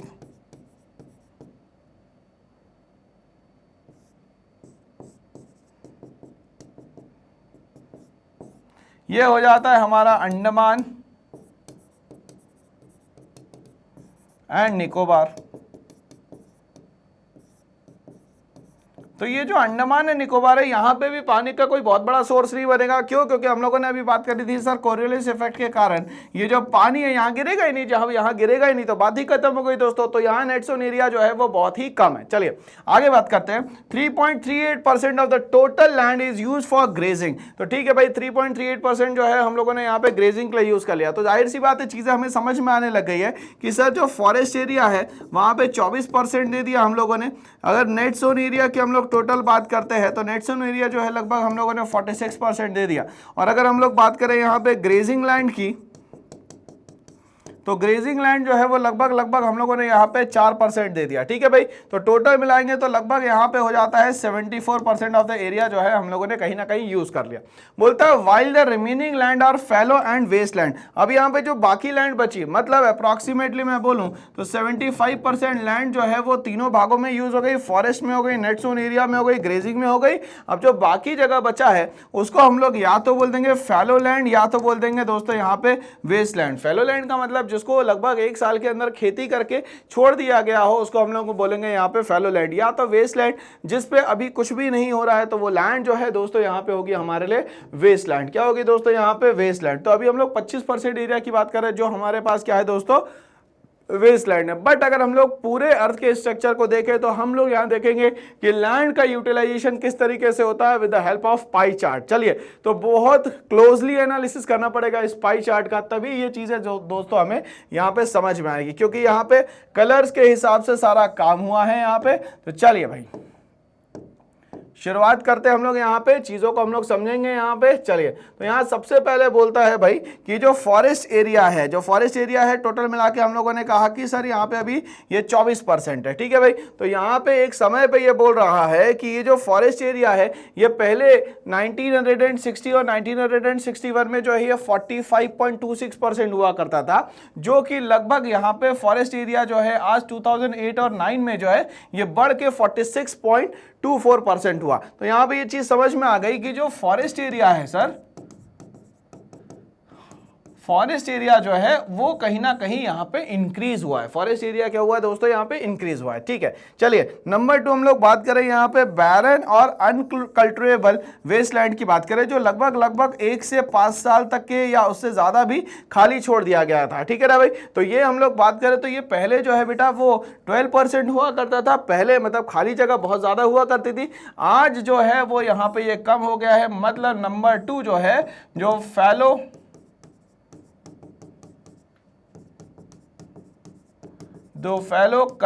अनकंट्रोलेबल लैंड एरिया है उसमें जो है वो कहीं ना कहीं यहाँ पे कमी आई है। ठीक है भाई, तो 2 बात हम लोगों ने करी। तीसरी बात करेंगे हम लोग, यहाँ बोलता है कि area under non agricultural uses. ठीक है, जो नॉन एग्रीकल्चरल यूजेस है ये कितना हुआ करता था, 4.95% हुआ करता था और ये बढ़ गया यहाँ पे। तो यहाँ पे बात करें हम लोग नॉन एग्रीकल्चरल यूजेस की, तो ये पहले से जो है दोस्तों यहाँ पे बढ़ जाता है। ठीक है भाई, चलिए आगे बढ़ते हैं इसी के साथ।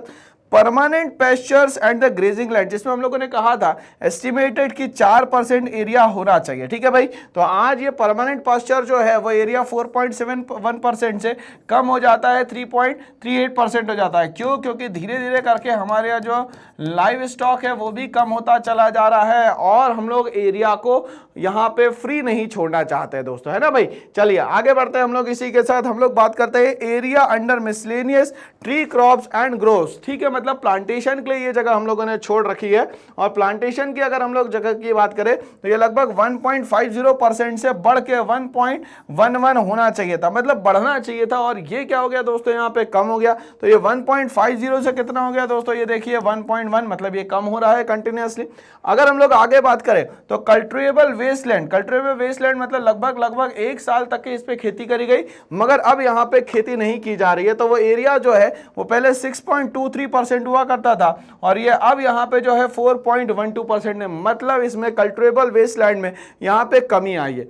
आगे हम लोग बात करें यहाँ पे फैलो अदर देन करंट फैलो की अगर हम लोग बात करें तो वो कितना हो गया भाई, 3.50% था और यहाँ पे हो गया 3.37%, मतलब कि यहाँ पे भी अब जो फैलो लैंड है उसको छोड़ा नहीं जा रहा है, मतलब यहाँ पे उन सारे लैंड्स का भी कंटिन्यूअसली यूटिलाइजेशन चल रहा है। ठीक है भाई, अगर हम लोग बात करते हैं यहाँ पे करंट फैलो लैंड की, तो करंट फैलो लैंड जो है पहले 3.73 हुआ करता था, अब ये बढ़ गया है और ये हो गया है 4.76% हो चुका है। मतलब करंट फैलो लैंड जो जगह छोड़ी जाती है 1 साल में खेती करके, हो सकता है रिचार्ज होने के लिए, रीगेन होने के लिए उसको छोड़ दिया जाता है, तो करंट फैलो लैंड जो है पहले से 3.73 से बढ़ के 4.76 हो गई है।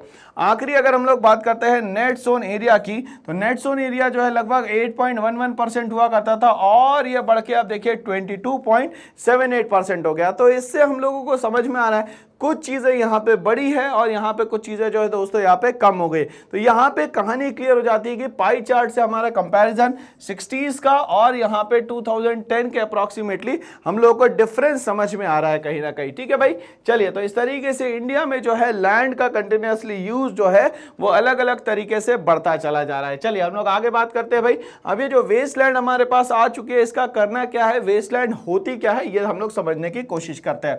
Westland it is the land put to other non agriculture users, एक ऐसी लैंड जो कि दूसरे किसी एग्रीकल्चर के अलावा किसी चीज में यूज की जा रही है, किसी चीज को बनाने में यूज की जा रही है। हो सकता है कि यहाँ पे हेवीली प्रोडक्शन किया जा रहा हो सकता है यहाँ पे फैक्ट्रीज को एस्टैब्लिश किया जा रहा है ना भाई। चलिए, तो ये सारी चीजें जो है कहीं ना कहीं हम लोगों को प्रोडक्शन में हेल्प करेगी, which include rocky, arid and desert areas. अब यहाँ पे जो वेस्ट लैंड है उसमें हम लोगों को किस किस को कंसीडर करना है, तो उसमें हम लोग को कंसीडर करना है भैया रॉकी एरिया जिसमें हम लोग खेती नहीं कर सकते, एरिड एरिया या तो वो डेजर्ट एरिया, यहाँ पे उस पर हम लोग करेंगे क्या, तो वहां पे रोड्स बनेगी, रेलवेज बनेगी, इंडस्ट्रीज बनेगी एक्सेट्रा। तो इन सारी चीजों का हम लोग यहाँ पे यूटिलाइजेशन करेंगे। Continuous use of the land over a long period of time. अब यहाँ पे बोल रहा है कि ऐसे ही अगर लैंड का कंटिन्यूअसली हम लोग यूज करते चले जाएंगे विदाउट टेकिंग अप्रोप्रिएट मेजर्स, अगर मान लेते हैं उसको बचाने के लिए हम लोग किसी भी तरीके के कोई भी यहाँ पे मेजर्स नहीं लेते हैं कंजर्व करने के लिए, and manage it has resulted in the land degradation. तो अब यहाँ पे वेस्ट लैंड बढ़ने का कारण यही है कहीं ना कहीं कि हम लोगों ने जो हमारे पास सॉइल फर्टाइल थी, बहुत बेहतर सॉइल थी, उसका बेहतर तरीके से इस्तेमाल नहीं किया। उस बेहतर तरीके से इस्तेमाल ना करने के कारण आज ये लैंड जो है वो वेस्ट लैंड में कन्वर्ट हो गई है। बट बहुत सारा एरिया जो होता है वैसे भी काम का नहीं होता है, जैसे कि हम लोग रॉकी एरियाज की बात करें, एरिड एरियाज की बात करें, डेजर्ट एरियाज की बात करें, तो इनका हम लोग यूज नहीं कर सकते। और अगर हम लोग बात करते हैं इंडिया में डेजर्ट की, तो इंडिया में डेजर्ट जो है वो हमारे यहाँ अरावली रेंज के बैक साइड में आएगा, जिस डेजर्ट का हम लोग नाम देते हैं दोस्तों यहाँ पे थार डेजर्ट। और वर्ल्ड का सबसे बड़ा डेजर्ट तो आप लोगों को पता ही है कौन सा है दोस्तों, वो है यहाँ पे सहारा डेजर्ट। और ये किसके कारण क्रिएट हुआ सर, तो ये एक रेंज के कारण क्रिएट हुआ जिसका नाम है यहाँ पे अरावली रेंज।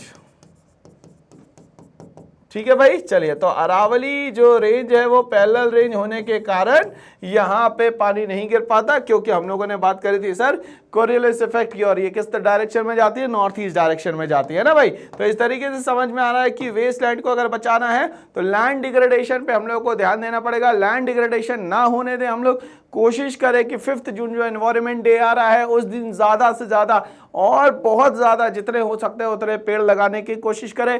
पेड़ लगाने से ऑक्सीजन तो मिलेगी ही दोस्तों, नेचुरल हैबिटेट क्रिएट होगा, फ्लोरा फोना दोनों ही रिच होगा, और ह्यूमन बीइंग्स भी बहुत आसानी से यहाँ पे सरवाइव कर पाएगा। तो लैंड डिग्रेडेशन को सेव करना बहुत ज्यादा जरूरी है एट द टाइम।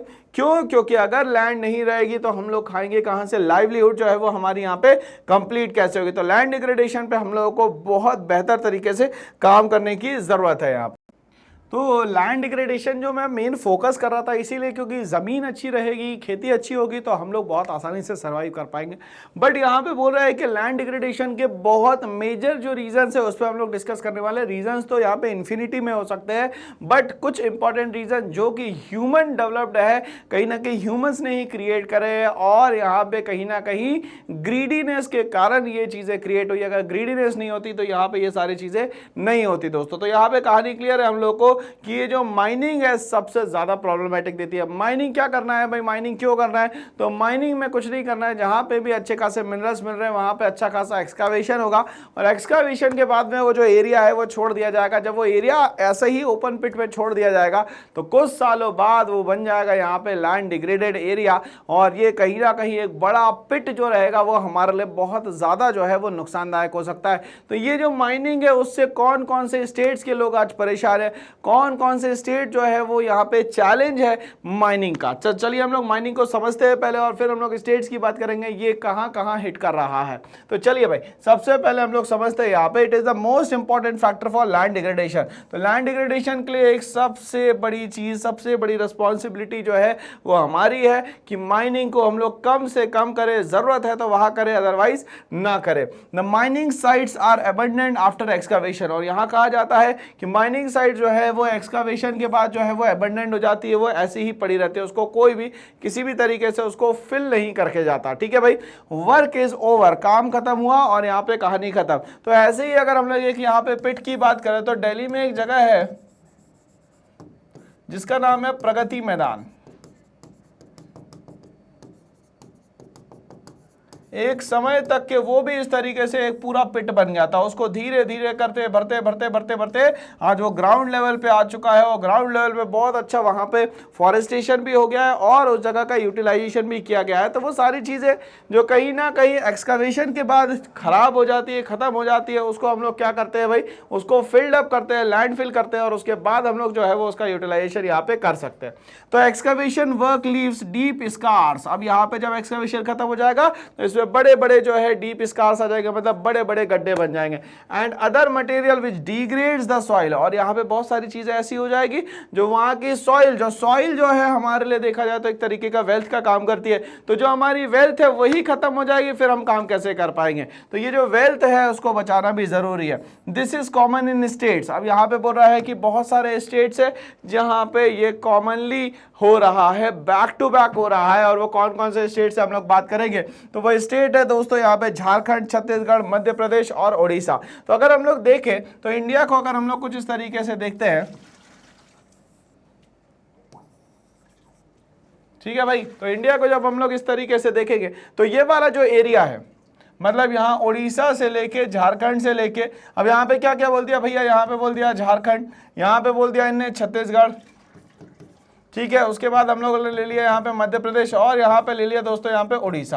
तो ये जो 4 स्टेट्स है ये बहुत ज्यादा कंटिन्यूअसली जो है सफर कर रहे हैं just because of the mining activities, ठीक है। तो डीप स्कार्स हो जाना और यहाँ पे सॉइल की फर्टिलिटी कंटिन्यूअसली कम हो जाना, ये सारे मेजर रीजंस है जिसके कारण सॉइल की फर्टिलिटी जो है कंप्लीटली अभी यहाँ पे खत्म हो रही है और इसको बचाना बहुत ज्यादा जरूरी है, ठीक है भाई। आगे हम लोग बढ़ते हैं इसी के साथ mineral processing, grinding of limestone. इसके अलावा जो और कारण है वो क्या है, तो एक है मिनरल प्रोसेसिंग, मतलब मिनरल्स तो निकाल लिए with the help of ores, यहाँ पे हमारे पास मिनरल्स भी आ गए, बट अब यहाँ पे इसकी जो प्रोसेसिंग है। दूसरा यहाँ पे लाइमस्टोन की जो ग्राइंडिंग है इसको जो ब्रेक किया जाएगा कंटिन्यूअसली, ठीक है। सिरामिक इंडस्ट्री की अगर हम लोग बात करें, मतलब जिससे सिरामिक मटेरियल जिससे बनाए जाते हैं, releases a heavy amount of dust. अब इसके कारण जो है बहुत ज्यादा हैवी अमाउंट में जो है वो डस्ट क्रिएट होता है दोस्तों, which later settle down in the surrounding areas, और ये धीरे धीरे करके सराउंडिंग एरियाज में सेटल हो जाता है। और ये जो सेटल सराउंडिंग एरिया में होगा तो ये क्या होगा भाई, तो ये जो हमारी top layer of the soil है which is known as the most fertile soil, तो ये जो मोस्ट फर्टाइल सॉइल है इसके ऊपर एक लेयर जम जाएगी जिसके कारण यहाँ पे माइक्रो ऑर्गेनिज्म जो है यहाँ पे सरवाइव नहीं कर पाएंगे और धीरे धीरे करके यहाँ पे जो सॉइल फर्टिलिटी है वो कम होना शुरू हो जाएगी। तो ये सारे रीजन है कहीं ना कहीं लैंड डिग्रेडेशन के। तो लैंड डिग्रेडेशन ना हो जाए, लैंड डिग्रेडेशन ना हो, इसके लिए हमारे बहुत सारे चैलेंजेस जो है वो हम लोग को फेस करने पड़ रहे हैं आज, और अवेयरनेस के थ्रू हम लोग यहाँ पे लैंड डिग्रेडेशन को कम भी कर रहे हैं। दूसरी हम लोग बात करते हैं दोस्तों यहाँ पे ओवर ग्रेजिंग की। Over grazing of land by animals result in removal of grass. अब यहाँ पे बोल रहा है ओवर ग्रेजिंग ऑफ लैंड जो है वो यहाँ पे कहीं ना कहीं एनिमल्स के थ्रू किया जाता है, और यहाँ पे ये जो ग्रेजिंग होता है वो तो ठीक होता है, मगर जब ओवर ग्रेजिंग होता है तो बहुत प्रॉब्लम क्रिएट हो जाती है। कैसे प्रॉब्लम क्रिएट हो जाती है इसको हम लोग ध्यान से समझते हैं। अगर फॉर एग्जाम्पल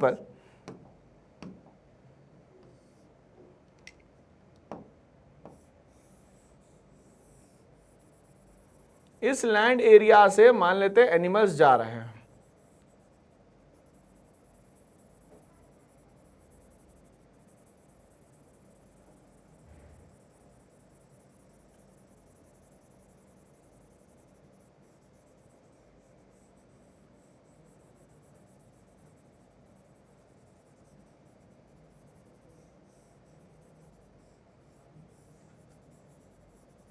चलिए मान लेते हैं इस एरिया से अगर एनिमल्स यहां से सरवाइव करके ट्रैवल करके जा रहे हैं, ठीक है भाई, ये ग्रास है।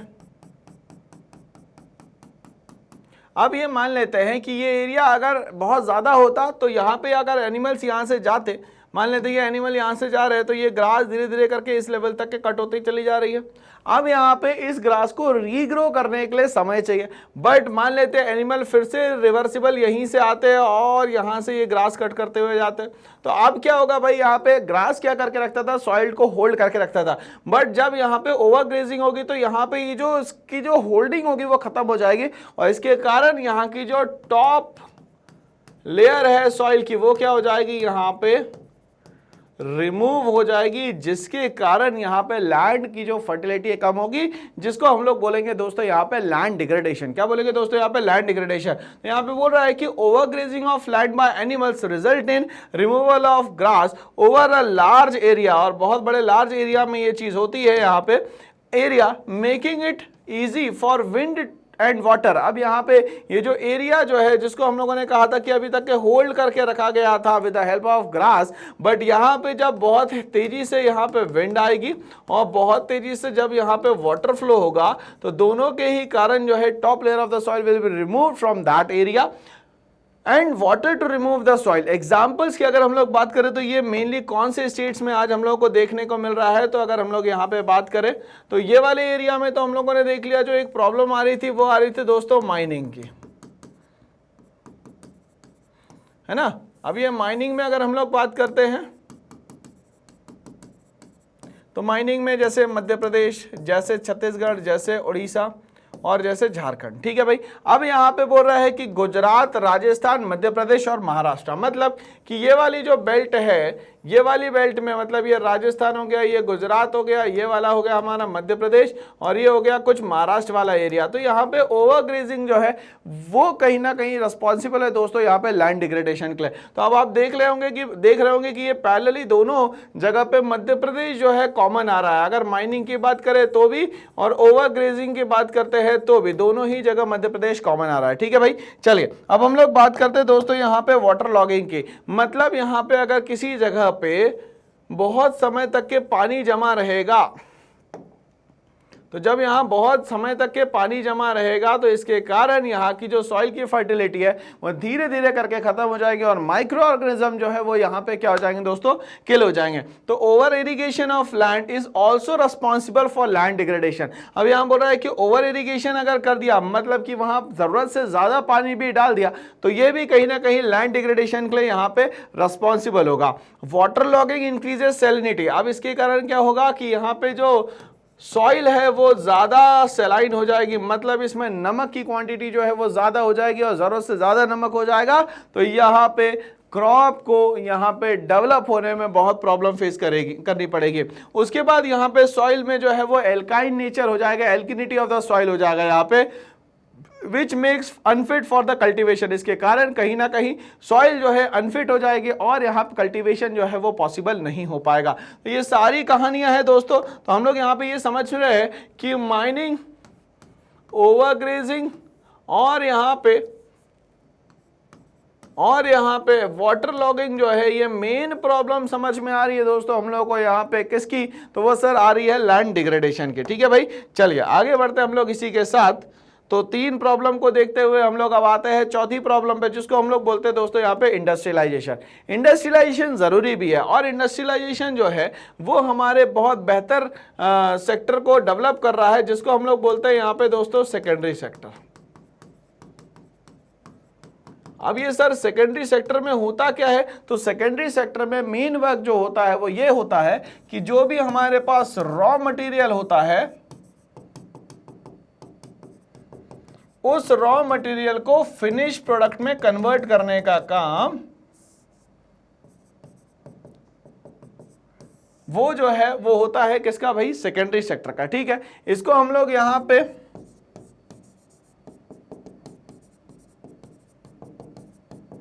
मैकेनाइज्ड या हम लोग यहां पे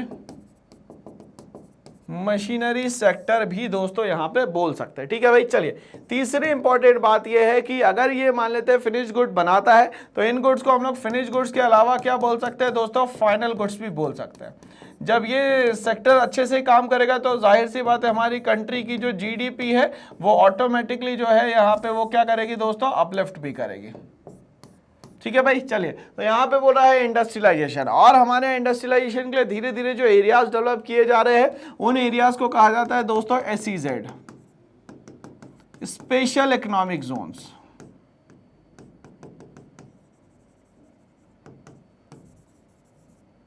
ठीक है भाई। चलिए अब ये बोलता है industrial waste also leads to water and land degradation. अब यहां से जाहिर सी बात है, तो यहाँ पे मान लेते ये इंडस्ट्री है, इंडस्ट्री से ये जो एफ्लुएंट है वो वाटर में जाएंगे, तो ये बनाएंगे भैया वाटर पॉल्यूशन।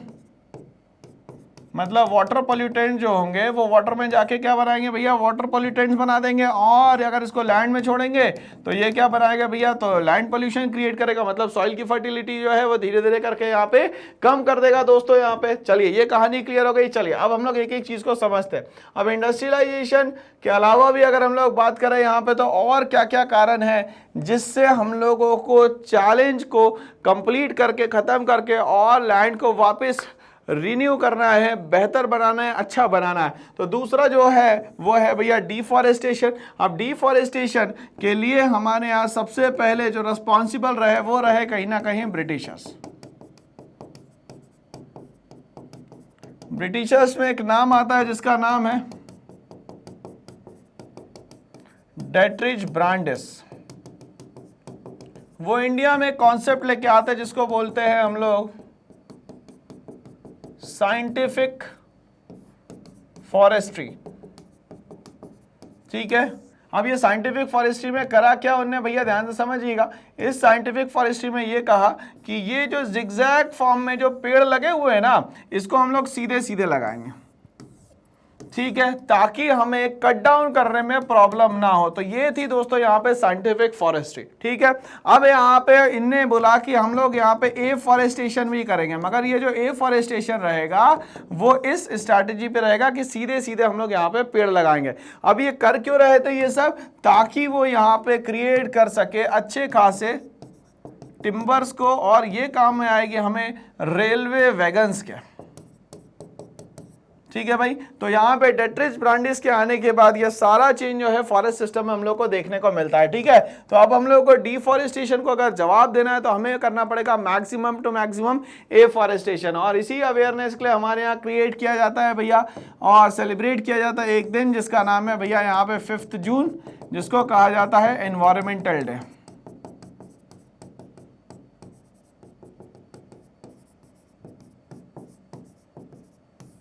क्या कहा जाता है दोस्तों यहाँ पे, एनवायरमेंटल डे। चलिए हम लोग आगे बात करें। Erosion of the land because of the flooding, और मान लेते हैं एक्सेस अमाउंट ऑफ वाटर अगर आ जाता है, रिवर्स में ज्यादा पानी आ जाता है, तो यहाँ पे फ्लड भी जो है एक बहुत बड़ी प्रॉब्लम क्रिएट करता है। इसके कारण जो टॉप लेयर होती है सॉइल की वो क्या हो जाती है दोस्तों, यहाँ पे रिमूव्ड हो जाती है। तो top layer of the soil will be removed from flood. तो ये रिवर्स में आती है मेनली। और हम लोग बात करें यहाँ पे, तो चलिए, तो अगर ऐसी अगर हम लोग इसकी बात करें तो इस तरीके से हमारे यहाँ एक रिवर आती है जिसका नाम है सांगपो। ठीक है, इधर आएगी तो इसको हम लोग बोलेंगे ब्रह्मपुत्रा। ठीक है, और ये ब्रह्मपुत्र रिवर कहां से आएगी दोस्तों, तो ये आएगी एक पहाड़ से जिसका नाम है दोस्तों यहाँ पे नामचा बारवा। 7757 मीटर से ये एंट्री करती है हमारे यहाँ ब्रह्मपुत्र। ठीक है, जाहिर सी बात है जब ये पानी इकट्ठा आएगा हमारे यहाँ, तो यहाँ पे हमारे 2 नेशनल पार्क है आसाम के, पहला और दूसरा मानस, और दूसरा जो नेशनल पार्क है उसको हम लोग बोलते हैं यहाँ पे काजीरंगा। ये फेमस है वन हॉर्न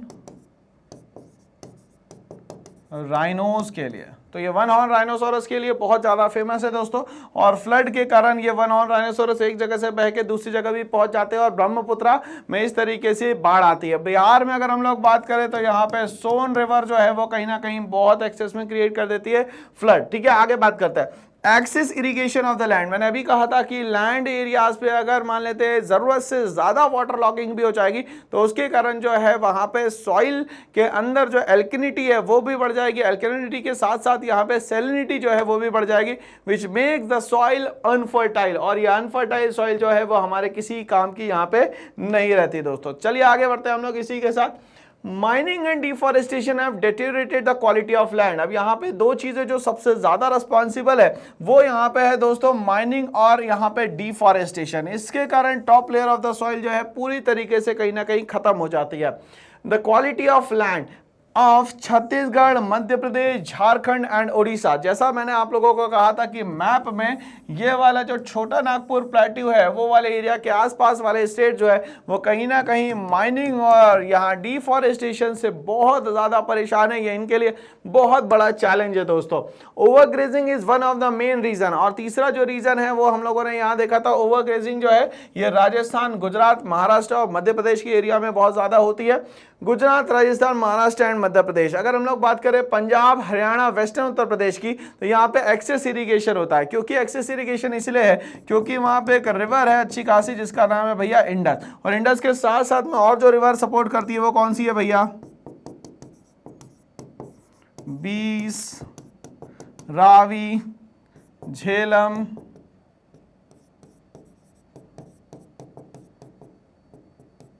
सतलज। ठीक है भाई, तो ये सारी रिवर जो है वो कहीं ना कहीं प्रॉब्लम क्रिएट करती है। और पंजाब में, वेस्टर्न उत्तर प्रदेश में और हरियाणा में जो है वो प्रॉब्लम आती है दोस्तों ओवर इरिगेशन के। ठीक है भाई, water logging leading to increase in the soil salinity. अगर पानी इकट्ठा रहेगा तो वहां पे बढ़ जाएगी soil salinity in major metropolitan cities. और अगर हम लोग मेट्रोपॉलिटन सिटीज की बात करें तो वहां पे सबसे बड़ी जो प्रॉब्लम होगी वो होगी यहाँ पे इंडस्ट्रियल एफिलेंट। क्यों? क्योंकि इंडस्ट्रियल वेस्ट जो है वो कहीं ना कहीं ओपनली यहाँ पे छोड़ दिया जाएगा किसमें? पानी में। और पानी जाके मिलेगा कहीं ना कहीं एक रिवर से, या तो मिलेगा किसी ना किसी नाले से, आगे चल के सी या और ओशियन में जाएगा। तो यहाँ पे कहीं ना कहीं ये सारी प्रॉब्लम जो है वो रिवर्स होके हमारे ही पास आएगी। किसी भी तरीके का पोल्यूशन जो हम कर रहे हैं वो रिवर्स होके हमारे ही पास आने वाला है दोस्तों। तो हम लोग इस बात से बिल्कुल बेफिक्र रहे कि भाई हम लोग अगर करेंगे तो हमारे पास कुछ नहीं आएगा। जो हम लोग क्रिएट करेंगे वही प्रॉब्लम हमारे पास भी वापस दोबारा आएगी in the form of diseases. ठीक है भाई, चले तो अब हम लोग बात करते हैं यहाँ पे some of the ways through which we can solve the problem of land degradation. अब यहाँ पे समस्या तो है मगर समाधान भी निकालना पड़ेगा। जैसा मैंने आप लोगों से कहा था कि ये जो सेशन है हमारा 2024 और 25 का, 2025 में जो हम लोग एग्जाम देने वाले, ये सेशन इसीलिए इंपॉर्टेंट है क्योंकि पढ़ाई का तरीका बिल्कुल अलग कर दिया गया है। इतने आसान तरीके से आपको समझाया जा रहा है ताकि आपके एग्जाम में सारी चीजें एज इट इज जो है दिमाग में क्लिक करती रहे। ठीक है भाई, तो सबसे पहला जो तरीका होगा वो होगा यहाँ पे एफॉरेस्टेशन है, proper management of the grazing. Afforestation का मतलब होता है ज्यादा से ज्यादा पेड़ों को लगाना। भाई ड्यूरिंग द ट्रैवलिंग, एक जगह से दूसरी जगह जा रहे हैं, आपके पास बहुत सारे फ्रूट्स जो होते हैं उसकी सीड्स होते हैं, तो आप कार में जा रहे हैं तो उसको बाहर फेंक दीजिए, आप ट्रेन से जा रहे हैं तो ट्रेन से बाहर फेंक दीजिए। तो अब वो अपने आप जैसे ही 4 जून के बाद यहाँ पे इंडिया में मानसून आएगा, जर्मिनेशन प्रोसेस स्टार्ट हो जाएगा। और जर्मिनेशन प्रोसेस से आपको पता ही है कि फॉरेस्ट को रीग्रो करने में बहुत ज्यादा समय नहीं लगेगा। तो पहला जो तरीका होगा वो होगा दोस्तों यहाँ पे कि एफॉरेस्टेशन करे, ज्यादा से ज्यादा पेड़ों को लगाए, अवेयरनेस क्रिएट करे, छोटे से लेके बुजुर्ग तक के सारे लोग जो है यहाँ पे जरूर और जरूर पेड़ लगाएं। और ग्रेजिंग पे कंट्रोल करना, इसीलिए कहीं ना कहीं ग्रेजिंग को कंट्रोल करने के लिए ही ब्रिटिशर्स ने उस समय पे फॉरेस्ट को 3 पार्ट्स में डिवाइड कर दिया था। रिजर्व फॉरेस्ट, दी हम लोग बात करें प्रोटेक्टेड फॉरेस्ट, एंड दी हम लोग यहाँ पे बात करें अनक्लास्ड फॉरेस्ट। ओके, नंबर 2 हम लोग बात करेंगे planting of shelter belts of the plant. और ये क्या करें हम लोग, यहाँ पे जो भी प्लांट लगाए जा रहे हैं उनके शेल्टर बेल्ट्स बनाए जाए ताकि उनको यहाँ सेफ रखा जा सके, विंड का, वाटर का एकदम से कोई भी बहुत ज्यादा इंपैक्ट यहां पे ना पड़े।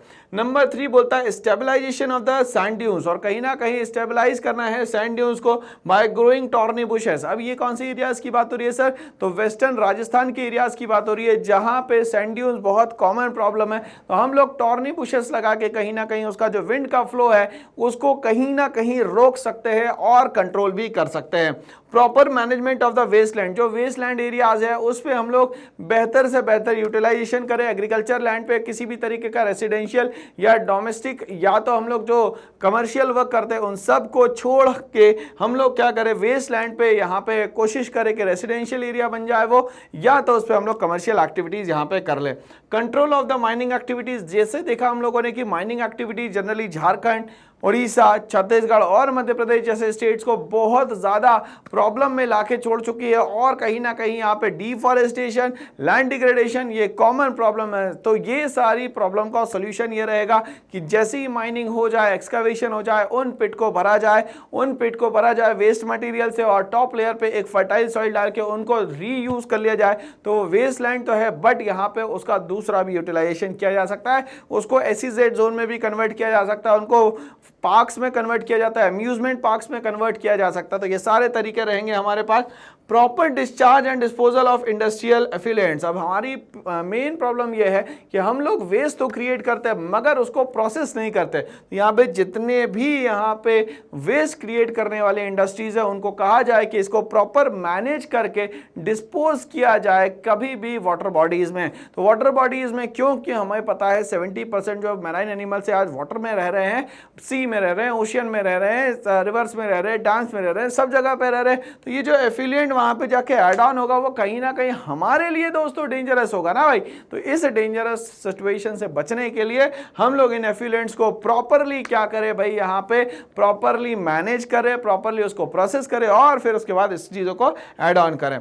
Industrial effluents and waste after treatment, और यहां पे क्या बोल रहा है, जितने भी वेस्ट है उनको प्रॉपरली ट्रीटमेंट करके ही डिस्पोज करना है दोस्तों यहां पे वाटर बॉडीज में, जो कि मैंडेटरी और कंपलसरी। अगर ऐसा कोई नहीं करता है तो उसको बहुत ज्यादा कठिन पनिशमेंट यहां पे मिलनी चाहिए, क्योंकि नेचर से खिलवाड़ मतलब हमारी जिंदगी से खिलवाड़। तो इस साल का जो सेशन है टीम डेफिनेट सक्सेस पाठशाला लेके आई है बहुत सारे सेलिएंट फीचर्स, जिसमें से हम लोग ऑनलाइन क्लासेस के साथ में यहाँ लाइव क्लासेस डीपी भी डिस्कस करने वाले, स्टडी मटेरियल मिलने वाला है आपको और हैंड रिटन नोट्स भी यहाँ पे दोस्तों मिलने वाले हैं। यहाँ तक के कहानी नहीं होगी खत्म, क्यों? क्योंकि आप लोगों को भी मेरी कुछ हेल्प करनी पड़ेगी, जिसमें इस चैनल को आपको मैक्सिमम लोगों तक के पहुंचाना है, वो आइसोलेटेड एरियाज तक के पहुंचाना है जिन तक के एजुकेशन नहीं पहुंच पा रही, क्योंकि पढ़ेगा भारत तभी तो बढ़ेगा ना भारत। तो इसके लिए हम लोगों को बहुत ज्यादा मेहनत करनी है। हम दोनों मिल जाएंगे अगर सफरनामा में तो सफर बहुत आसान होगा दोस्तों। तो धुरंधर दोस्तों, इस चैनल को मैक्सिमम आप लोग लाइक शेयर सब्सक्राइब करना ना भूलें। Thanks for watching and all the best.